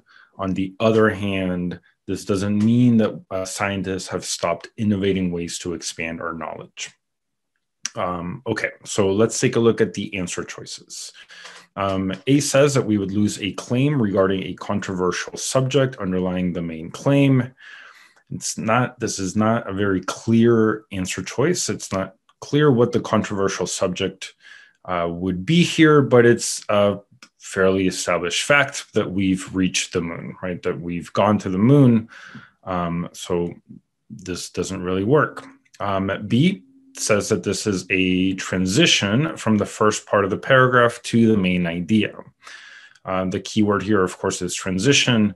We see that we have a transition in the sentence, and that's the overall function of this sentence, is to transition from the first part of the paragraph to the main idea. And that's learning more about the universe and some of the things that we might come up with in the future, such as the space elevator. All right, so we know that B is our correct answer, but let's take a look at the other answer choices. C says that we would lose a detail that lends authority and credibility to the author. We always want to avoid these answer choices that tell us that adding a sentence would make the author seem more credible. These are what we call value judgments. And this is a lot of it we can think of as opinion-based. So that can't be the correct answer, right? These can't be the correct answers because this is a standardized test and the answer has to be pretty objective, right? It's objective to say that this word, although, is a transition and that the function of this sentence is to move the idea forward, to transition from the first part of the paragraph to the main idea. So we can get rid of C. D, moment of humor that breaks the tension established in the paragraph. So this is not really a humorous remark. And we can also say that there's no tension established in the first paragraph, earlier in the paragraph, so we can also eliminate D, and that leaves B our correct answer. Question 50 is a pronoun question. There are also different prepositions used here, so there is also that element. We can perhaps think of this as a preposition question as well. So let's take a look at the sentence. As we learn more about the universe, we change how we interact with. So that's the first thing to note here, is that with this verb interact, the preposition that we use is with. So that means that we can eliminate H as well as J, since both of these give us the preposition to. Interact to doesn't work. We have to say with. Now, what is this referring to? It's referring to how we interact with the universe, which is singular. So what we need is a singular pronoun. F, no change. Them, this is plural. G gives us the pronoun that we need, it. And that's why G is our correct answer. We can think of question 51 as a verb question. We can also think of it as a parallel structure question. And perhaps thinking of it as a parallel structure question is useful here. Now, let's take a look at the sentence, and I also want to look at the larger context, because that's where the structure is going to be. So simply put, the space elevator Blink, a transportation system to space primarily consisting of lightweight yet incredibly strong cable. So we know that the space elevator does not exist, right? It is only a theory, it's only an idea. So if we look at our answer choices, this is something that we want to think about, right? It does not exist yet. So we're going to eliminate B, because is the simple present. This implies that the space elevator does exist. Was, this is the simple past. Again, we know that this has not been invented yet, so using the simple past doesn't work in this context. And will be, even though this is the simple future, and so we're talking about an action or an event that hasn't occurred yet, this is too certain, because there is nothing that would lead us to say that this is a certainty, that space elevators will be invented someday. So our correct answer here is going to be no change. Would be, that is conditional. This might happen, right? It would be a space transportation system. So that's one way of thinking about this question, but we can also think of it as a parallel structure question, because if we look at the next sentence, it tells us that the plan would be to anchor this elevator, or whatever follows, right? But what's important here is this structure would be, because again, we can think of this as a parallel structure question, and that's also how we might get to a no change. Question 52 is a punctuation question. This is a punctuation question involving two coordinate adjectives. So the coordinate adjectives, or the modifiers here, are lightweight and incredibly strong. And our noun here is cable. Okay, so again, our pair, we have lightweight and incredibly strong. Now, how do we know that these are coordinate adjectives? There are two things that we can do here. We can flip them around, switch the order, so we can say an incredibly strong, lightweight cable. That also works. And as we see here, we can also use a conjunction. So we can say a lightweight yet incredibly strong cable. That works as well. Okay, so when we have coordinate adjectives, there are two things we can do. We can either use a comma in between them, and just a comma, or a conjunction, such as yet. Okay, but we can't do both. We can't use a comma and a conjunction, as we see here with F, no change. So we can eliminate F. G, we have a comma after yet. There should not be a comma there. We can get rid of G. H, we have commas on both sides here, on either side of yet. And again, there's no rule that tells us that those commas have to go there. The rule is if we have two coordinate adjectives, we use either just a conjunction, as we see with J, which is our correct answer, or a comma. And again, coordinate adjectives, we need that conjunction here, yet with no punctuation. Question 53 is a word choice question. So we have the beginning here. The plan would be to anchor this cable into the ocean, blink somewhere along the equator. So likely, as we know, this is the correct answer and it works. This essentially is saying probably somewhere along the equator. And this fits what the first part of the sentence looks like, would be as a possibility. This is the conditional, and so likely, probably fits that purpose.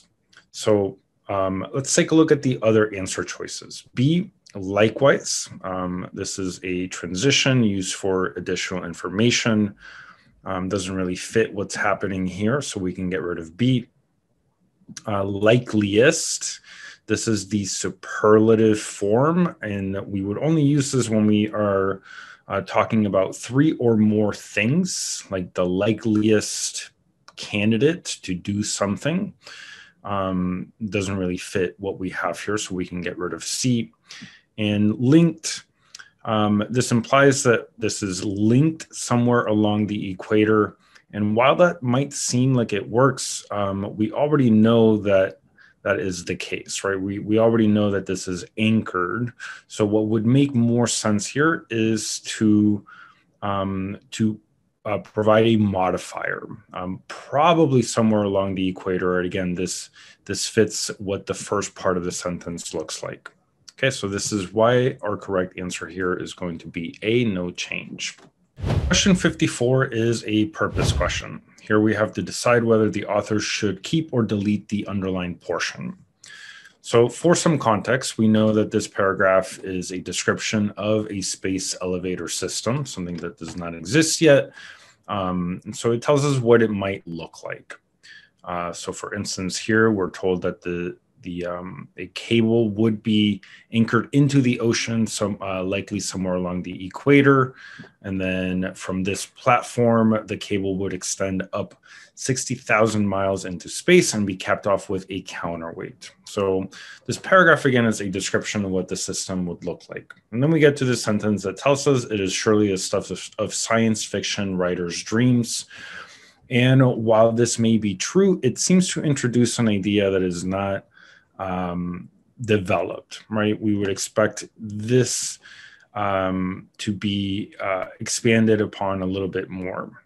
And so let's take a look at our answer choices. F says that we should keep it because it points out the relevancy of the topic to those who are not scientists. That's not really the purpose of this passage. This passage is to inform. And it is to inform, it is written for an audience of non-scientists, right? This is telling us about a description of a space elevator. So we can get rid of F. G says that we should keep it because it reinforces the main idea of the passage regarding space travel. The main idea is that scientists keep pushing the boundaries, right? It's not really about science fiction. It is more so about scientists. So we can eliminate G. H says that we should delete it because it blurs the paragraph's focus with a loosely related detail. And that is the case. It seems like added commentary, right? Doesn't really fit what the paragraph is doing. H is our correct answer. But let's take a look at J. It says that we should delete it because it contradicts what was previously established about science fiction writers. They have not been mentioned. So J, we can also get rid of. It doesn't really speak to what the sentence is doing. Question 55 is a punctuation question. And it's a question that involves non-coordinate adjectives. So looking at the sentence here, beyond sheer novelty, the space elevator has many different benefits. So our two adjectives here are many and different. Now, we can't say the space elevator has different, many benefits, right? We can't switch the order of those two adjectives. That's how we know that these are non-coordinate adjectives. They're non-coordinate, which means that there should not be a comma there because we only use a comma when we can switch the order of those two adjectives. So we can eliminate A.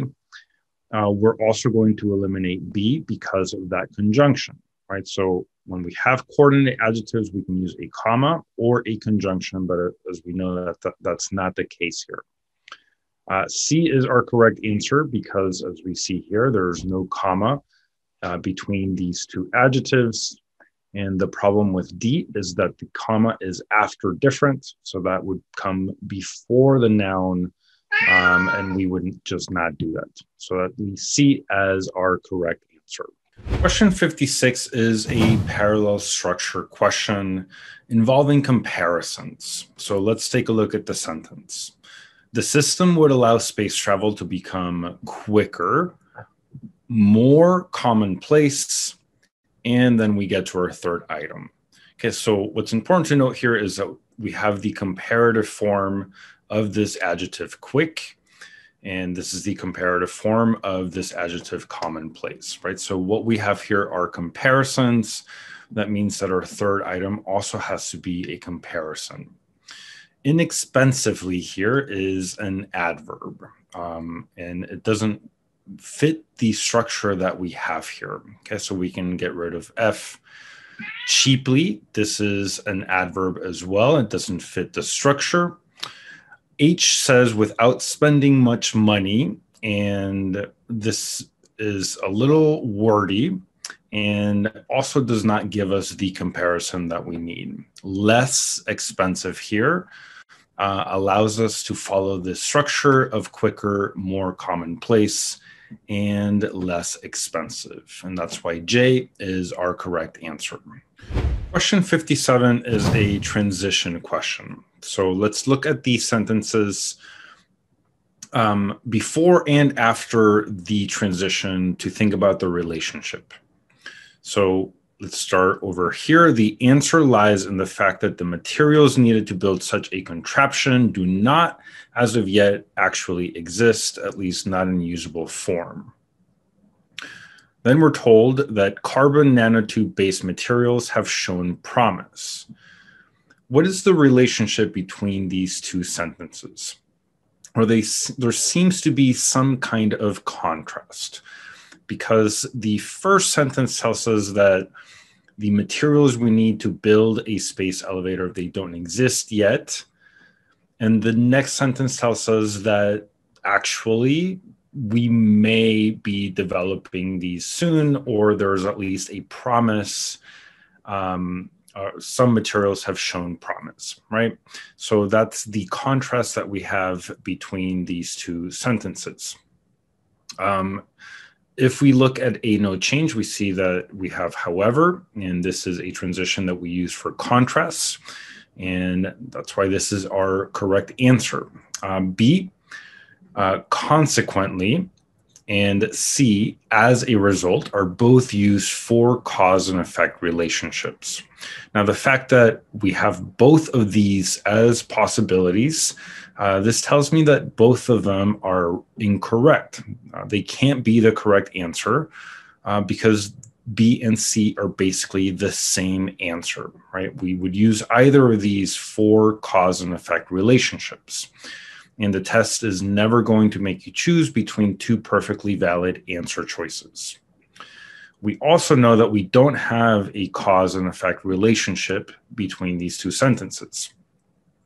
And D, additional information, that's what moreover does as a transition.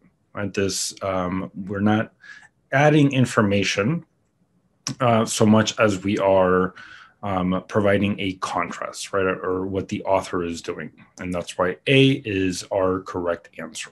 Question 58 is a verb question. And here we have to think about subject-verb agreement as well as tense. So if we look at the sentence that we have here, raising funds and support, as well as forging international cooperation, blank also been cited as potential obstacles. So sentence structure, we have our subject, and it's composed of two elements. We have raising funds and support and forging international cooperation. And we can confirm that because they are referred to as obstacles, which is plural. So we know that the subject here is going to be plural. That means that we can get rid of G, has. This is a singular conjugation. Okay, so all of these other answer choices can work. Had, have, and have been. Actually, we know that have been, J, can't work here because been is already, the second component is already part of that sentence, right? So that would be redundant. So we can get rid of J. So we're between had and have. Both of these would give us the perfect tense. With had, we have the past perfect.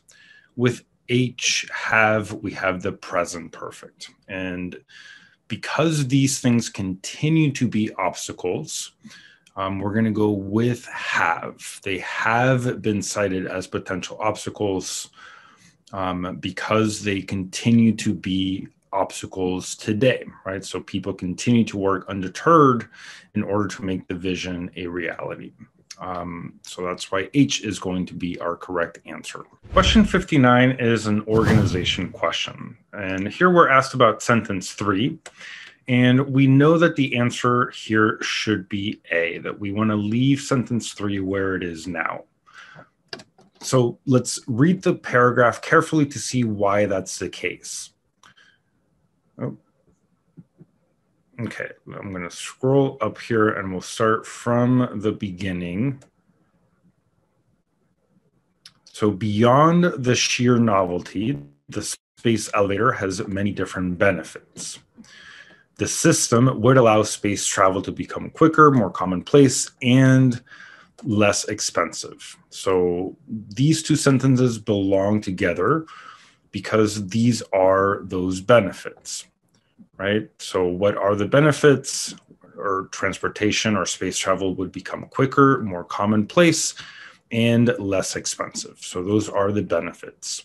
Now it follows to say that because these are pretty significant benefits, almost we would all agree, or virtually everybody agrees, that building the space elevator is a good idea, following these claims, these benefits that we've mentioned. So if it's a good idea, why hasn't it been done yet? So these three sentences, 2, right, that introduces these benefits, or lists the benefits more specifically. 3 follows from 2, and 4 poses a question that the rest of the paragraph addresses. So why haven't we developed a space elevator? So this is why we want to leave sentence 3 where it is, because it fits nicely, it connects those ideas, and it helps set up, helps us transition from the first part of the paragraph to the main idea. Again, that's why 59 is going to be A. Question 60 is a purpose question, and one that asks about the purpose of the passage as a whole. So here we have to think about test mode. We have to ask ourselves, was this a narrative passage, an informative passage, or an argumentative passage? And this is an informative passage. It's telling us fairly objectively about the process of developing a space elevator, what that would entail, why it hasn't happened yet. But it also lists many of the benefits that would come from such a system. Okay, so if we look at the question here, suppose the writer's purpose had been to write a passage exploring the dangers of building a space elevator? Would this passage accomplish that goal? Well, based on how this question is written, we know that it's asking first, was this an informative passage? And two, is this what it wanted to inform us about, the dangers of building a space elevator? Well, this definitely was an informative passage, but it's not about the dangers of building a space elevator. So we know that the answer here is going to be no. But let's look at the answer choices here just in case. F says yes, because it gives an overview of the space elevator proposal. It's not so much about the proposal, but what materials are needed, some of the obstacles that we face, some of the benefits that would come from this. So we can eliminate F. G says yes, because it criticizes the project for being risky. We don't see a critique, right? This would be, this speaks more so to an argumentative type of passage, and that's not what we have here. H, no, because it focuses largely on the benefits. That is what we see, right? So if we were to look, for instance, at that previous paragraph, we would see that it talks about some of those benefits. And that's why H is our correct answer. J says no, because it claims that there are no dangers of building a space elevator. And that's also not true, right? So we can get rid of J, and this is going to, again, make H our correct answer. Question 61 is a punctuation question. And let's take a look at the clause for this question, because that's really all we need to think about this question. And then we'll look at the different answer choices. All right, so we have, if your visit to Joshua Tree, California only includes Joshua Tree National Park. Okay, so that's the end of that dependent clause, right? That's why we have that comma right there. So let's talk about the different components of the sentence here. We have our verb, includes, and the subject for this is going to be visit, right? But this is, you can think of all of this as one phrase, your visit to Joshua Tree, California, right? That is, we can think of this entire thing as the subject or part of the subject. Okay, so then we have a modifier and our verb. So a couple of things that we already know. We know that when we list a place, for instance, a city and a state, we're going to use a comma in between, right? Or a city and a country, same rule applies. And we see that here we're missing that comma. So we can eliminate A, and we can also eliminate D, right? This is also missing that comma. Now, what's the difference between B and C? With C, we have a comma after California. And again, when we mentioned that this whole thing we can think of as the subject, right? And we wouldn't add a comma after the subject and between the subject and the verb. The only time we would do that is if we have non-essential elements, right? So this comma here is unnecessary. There's no rule that calls for that comma. This is why our correct answer for 61 is going to be B. Question 62 is a modifier question.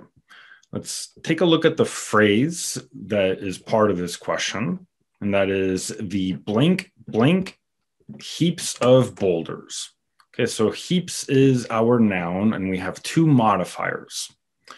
So this first modifier here, the closest to the noun, this is going to be an adjective. That's what we need here because that's what modifies nouns.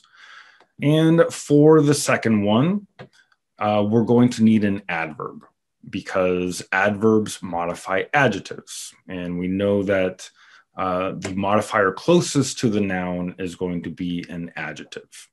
Okay, so let's take a look at our answer choices. With F, no change, we have endless, which is an adjective.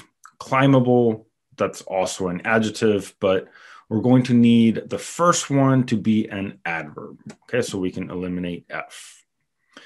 G, we have endless. and that's an adjective. So we already know that G is not going to work. All right, with H, we have endlessly. That tells us that this is an adverb. And climbable, this is an adjective. Okay, so this is why H is our correct answer. With J, we have endlessly, which is an adverb, right? That's what we need for this first one. But climb here is a noun, right? That does not work as an adjective, and that's why we would eliminate J. Question 63 is a punctuation question, and it's a punctuation question that involves clauses. So I'm going to start reading here because this is the beginning of a clause. So while you may come to appreciate the Joshua trees and the endlessly climbable heaps of boulders that characterize this high desert landscape. Okay, so hopefully this feels like an incomplete idea, and that's because the clause begins with while, which is a subordinating conjunction, right? So we know that this is a dependent clause. Now, the clause that follows ends the sentence, right? So that tells us that it has to be an independent clause. And we can confirm that. You may not become aware of the unique culture of the people who live just outside the park, right? That's an independent clause. So when we have a dependent clause followed by an independent clause, we need a comma in between them. And this is why A is our correct answer. Now, if we look at B, C, and D, these are all types of end punctuation. The colon, the semicolon, the period. These are all types of end punctuation, meaning that we can only use these at the end of an independent clause. Right? And we know that because this clause begins with a subordinating conjunction, that it's going to be dependent. Right? So in a way, B, C, and D are all the same answer. Right? Since we can use all or each one of these punctuation marks for independent clauses for the same situation. So that's why A is our correct answer, because it's the only one that gives us a comma in between those two clauses. Question 64 is a pronoun question, and more specifically, it's a relative pronoun question. So this pronoun here, that, which, who, and whom, these are all relative pronouns. And the way that relative pronouns work is that they repeat and replace the noun that comes right before them, right? So that noun here is going to be people. Well, this is pretty important to note because this tells us that we're going to need a personal relative pronoun. And that's going to be either who or whom, right? So we're going to eliminate F and G because we only use that and which when we're talking about things, ideas, animals, anything else, right? But when we're talking about people, we're going to use one of these two. Okay, so what's the difference between who and whom? Well, the difference is about case. And that means, are we replacing the subject in a sentence, the grammatical subject, or are we replacing the object? Well, one important clue here is that the pronoun is followed by a verb, right? And we know that the general structure of a sentence in English is subject, verb, object, right? So this suggests that we are replacing the subject.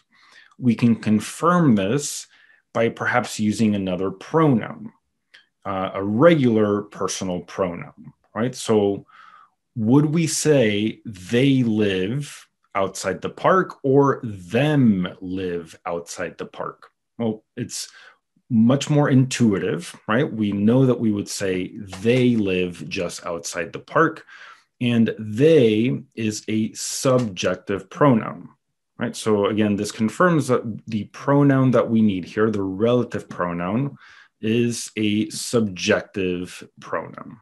And that's why H, who, is our correct answer. Question 65 is a purpose question. Here we have to determine whether the author should keep or delete the underlined sentence. And that's this one right here. Their culture is visible in a number of the town's curious attractions. Well, we know that having read the passage, that is what this passage is about. It's about the different sites, different attractions at Joshua Tree, just outside the park.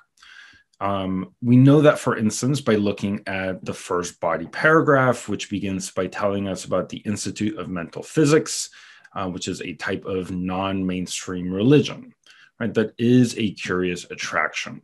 So this is a type of question that requires us to read a little bit further ahead, as we'll see by the answer choices. We'll want to confirm what the main idea is, right? And we really will only know that by reading a little bit beyond what we see here with the question. Okay, so let's take a look at the answer choices. A says that we should keep it because it includes colorful imagery that positively contributes to the tone of the essay. So all this tells us is that the culture is visible, right? For this to be imagery, this would have to describe how it's visible, right? That would be imagery. And of course, that would only be one type of imagery, as imagery relates to anything that appeals to the senses, right? How something sounds, how it tastes. So imagery can be much broader, but as we see that this is not an example of imagery, so we can eliminate A. B says that we should keep it because it provides the reader with an idea of how the essay will explore Joshua Tree's culture. And again, this answer choice, which is our correct answer, suggests that we need to read a little further ahead to confirm that that is the case, right? That is the focus of this essay. C says that we should delete it because it doesn't fit logically in this paragraph. One thing to note here is this use of the possessive pronoun, right? Their culture, we understand that this is referring to people. So there is a logical connection here between this sentence and the sentence that came before it. So we can eliminate C, right? Which tells us that it doesn't fit logically. And D says that we should delete it because it introduces tangential information that distracts readers from the essay's main idea. This question is basically opposite to B, right? Which is about the focus, the main idea of this passage. That's why B is our correct answer. Question 66 is a purpose question. Here we have to decide which answer choice best introduces the subject of the paragraph. Now, the subject is never going to be explicit. That means that we have to read very carefully and identify certain terms that might tell us about the subject of this paragraph, the main idea. Okay, so the first term that I would point to is this word here, spiritualist. A spiritualist is a person who believes in the existence of a spirit, right? And that's something that we might associate with religion or religious beliefs. Next, we have the Institute of Mental Physics, and we're told that this is a hybrid of Western and Eastern traditions. Now, we might ask, what does the author mean by traditions? But if we keep reading, we can infer that they are talking about religious traditions. And we know that's the case because the founder studied with a Lama master, right? A spiritual leader in Buddhism. So we know that this paragraph is about religion, and moreover, it's about a hybrid type of religion. So we have mental physics, and that's non-conventional, right? It is what we might call a non-mainstream religion. So house trucking, we know that that's not discussed here in this paragraph, so we can eliminate F, no change. Now we know that our correct answer here is G, as we've identified different components here that relate to that subject, that main idea. We know that this paragraph is not about off-the-grid communal village living, that was not discussed here, or long-term camping, right? So we can eliminate those other answer choices as well. Question 67 is a redundancy question. We know that's the case because one, we have D delete the underlined portion as an answer choice, and that doesn't happen very often. When we see that as an answer choice, that is telling us that there may be some elements here that are redundant, right? But we can also confirm that that is the case.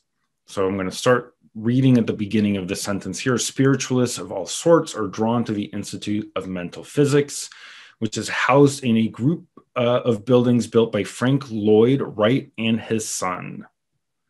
So these buildings were built by Frank Lloyd Wright and his son. Right, so to say that they together created the buildings, we've already been given that information, right? So that would be redundant. We can eliminate a no change. Who created the building together? That's just kind of switching the words a little bit, but it's the same. This is also redundant. Who created the buildings? This might seem like a tempting answer choice because you might see it as more concise, right? But this is still redundant. We want to just delete the underlined portion because that information has already been presented. Question 68 is a purpose question. We have to decide whether we want to add, or the author should add, this sentence here that reads, you can visit the center today and take classes on meditation and other ways to expand your consciousness. So the center here is referring to the Institute of Mental Physics, and that is something that this paragraph discusses. Right, so topically, there is a connection. The other thing that I would point to here is the use of the second person, you, which has already been established, right? The author has already used second person, so that would fit the narrative point of view.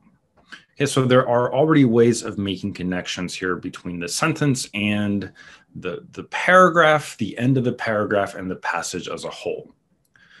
Looking at the answer choices here, we see that F says that we should add it because it informs the reader about what kinds of activities occur at the Institute.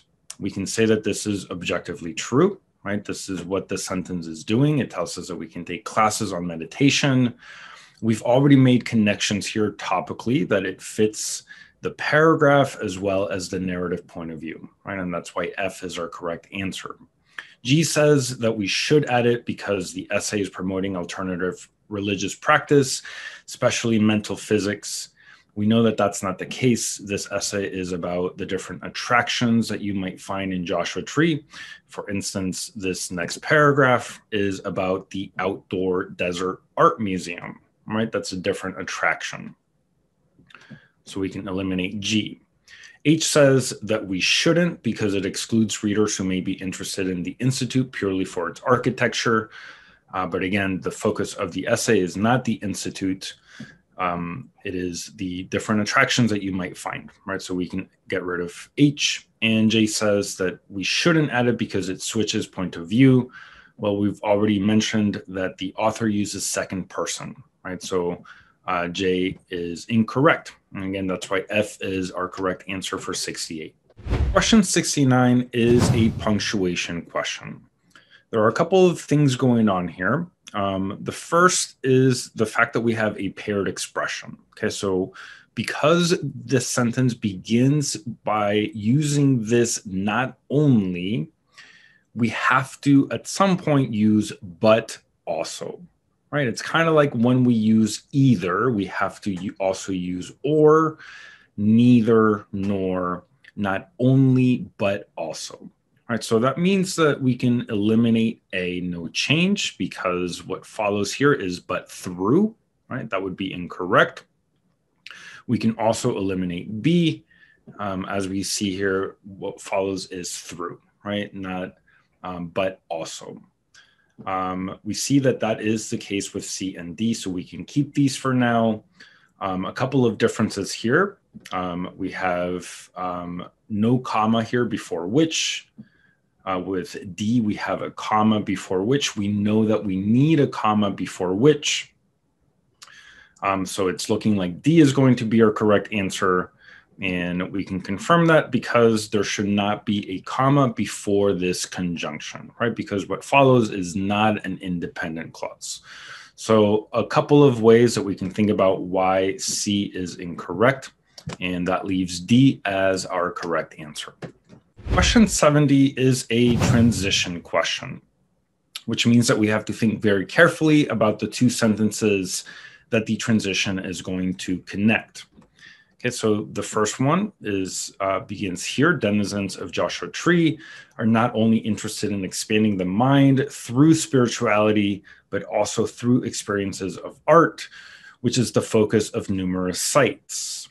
So this introduces a new idea, right? That people also seek experiences of art at Joshua Tree or in Joshua Tree. Okay, and then what follows? You can visit Noah Purifoy's outdoor desert art museum, 10 acres of land on which you'll find various assemblage sculptures by Purifoy. So this is an example of the different art experiences you might find there, right? It's an example. So that's the kind of transition that we need. So despite this fact, despite we use this for concessions, and we don't have a concession here, so we can eliminate F. Alternatively, this is kind of like however, when we have a contrast or an alternative option, we might use alternatively, and that's not the case here. So we can eliminate G. On the other hand, this is a lot more like however. It's when we have a contrast, and we don't have that here. For instance, this is used to provide emphasis or examples, right? And that is what we have here, and that's why J is our correct answer. Question 71 is a punctuation question. It's a little bit tricky, so let's take a look at the elements that make up this question. Okay, so to begin at the start of the sentence, he makes installations using basic building materials like cinder blocks or rebar and secondhand items like old computers, furniture, and clothing. Okay, so what's important to note here is that we really just have two sets of elements, right? We have basic building materials, and then we have some examples like cinder blocks or rebar, and we have secondhand items, and we have some examples here like old computers, furniture, and clothing, right? And these two sets of elements are joined by a conjunction. And when we have just two things joined by a conjunction, we're not going to use a comma. Right? That's why A is our correct answer. With B, we see that there's a comma there. We would only use a comma before a conjunction when we have items in a series, when we have at least three, right? That's what we call the serial or the Oxford comma. We wouldn't use colons here like this. We only use a colon as a type of end punctuation, right? So using a colon here twice, that would just be incorrect. And this colon doesn't work first because of its placement. We have to think of it as a type of end punctuation, like a period. So that would be like placing a period here, right? And that's not going to work. And also what follows here, the secondhand items, that should be its own category, right? Because that's a second set of elements. So that's why we can eliminate D. Question 72 is an easily confused words question. And we have two easily confused words. So the first one is going to go here, and the second one is going to go here, right? We see that all of these answer choices give us different possibilities, different combinations, right? So for this first one, if you're an artist, what we need here is a subject and a verb, right? If you are, your here would be a contraction for you are. So if you are an artist yourself, create your own retreat, right? Now, what we need here is a possessive pronoun showing ownership, right? It is your own retreat. So what we need here again is subject verb, the contraction, and what we need here is the possessive pronoun, right? And we actually have that here with F no change. The problem with F is that we have a possessive pronoun here as well, right? So we can eliminate F. Here we again, have a possessive pronoun, but what we need is a subject and a verb, right? So we can also get rid of G. The other issue here is the your, right? This is what we need, but here as the subject and the verb. All right, with H, we have that. We have if you are an artist, but then we also get that again here. Create you are own, right? That would be incorrect, so we can eliminate H. J is our correct answer because as we see, we have you are, the contraction, and the possessive pronoun at the end, which is what we need. Question 73 is a purpose question. We have to select the answer choice that provides the reader with an image of the place. Okay, what does that mean, that it provides the reader with an image of the place? It means which is the most descriptive, right? Which allows us to visualize what the place looks like. So that is going to be a no change. We have within a gated, so that's one descriptor, AstroTurf, that allows us to imagine what the yard looks like, AstroTurf yard, around a bean-shaped pool, right? So we can potentially close our eyes and imagine, at least have some idea of what this place looks like, right? If we look at B, C, and D, some of these provide some detail, right? But it's not the type of detail that would allow us to visualize what this place looks like, right? If we look at B, within a yard, could be, the yard could look like anything, right? We really have no idea what it might look like. C, within a gated yard, so at least we know that there's a gate around. D, within a gated yard around a pool. That's more description, right? But the way that these different things can be arranged or could be arranged, we really have no idea, right? But to say that it's AstroTurf, an AstroTurf yard, that's more descriptive. And we also have the bean-shaped pool, right? That perhaps gives us a much better image of what this place looks like. Question 74 is a purpose question. Here we have to determine what the passage would lose if the author were to delete this underlined sentence, which reads, the next time you visit Joshua Tree, ask one of the locals to recommend a unique experience. We know that that has been the focus of this passage, right? The different experiences, attractions that one might find in Joshua Tree. So let's take a look at the answer choices. F says that we would lose a piece of evidence supporting a main claim. Well, for this to be evidence, it would have to be some kind of fact, some kind of statistic, right? Something factual. And we see that this really is not factual, right? This is, we can see this as a call to action because the author is speaking directly to the reader, right? Speaking directly to us and telling us to do something, to ask one of the locals to recommend a unique experience, right? So it is not a piece of evidence.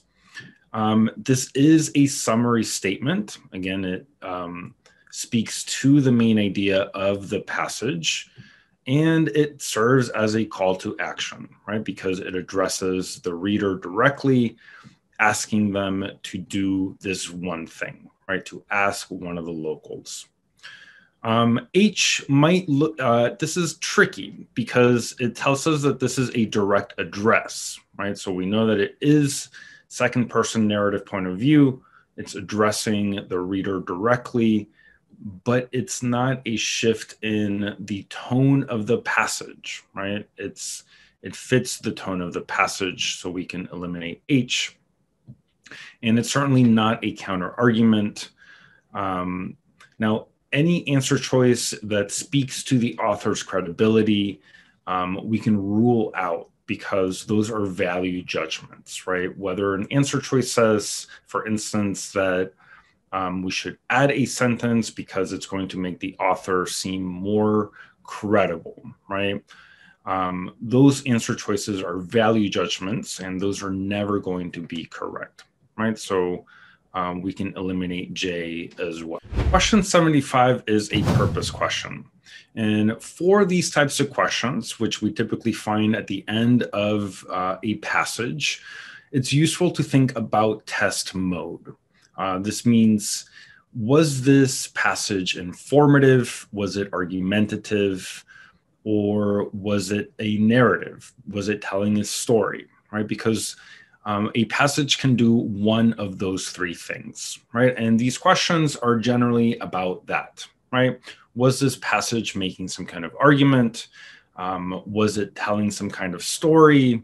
Or was it informing us about some particular topic, right? So as we see here, the question is asking whether this was an informative passage, right? That's one component to this question. So suppose the writer's goal had been to write an essay that provides some information, this should say, about Joshua Tree to potential tourists. Okay, so this was an informative passage, right? That's we learned about some of the attractions that you might find in Joshua Tree. So let's look at the answer choices. A says that it does accomplish this task because it highlights the details of the people's customs and manners, right? But this passage was not so much about customs and manners. It was about the attractions that you might find there, right? We have the Institute of Mental Physics, and we have the Outdoor Art Museum, right? These are the two attractions that are discussed here. So we know that it's not about customs and manners. As we see here with B, this is about the people and the attractions, right? This is why B is our correct answer.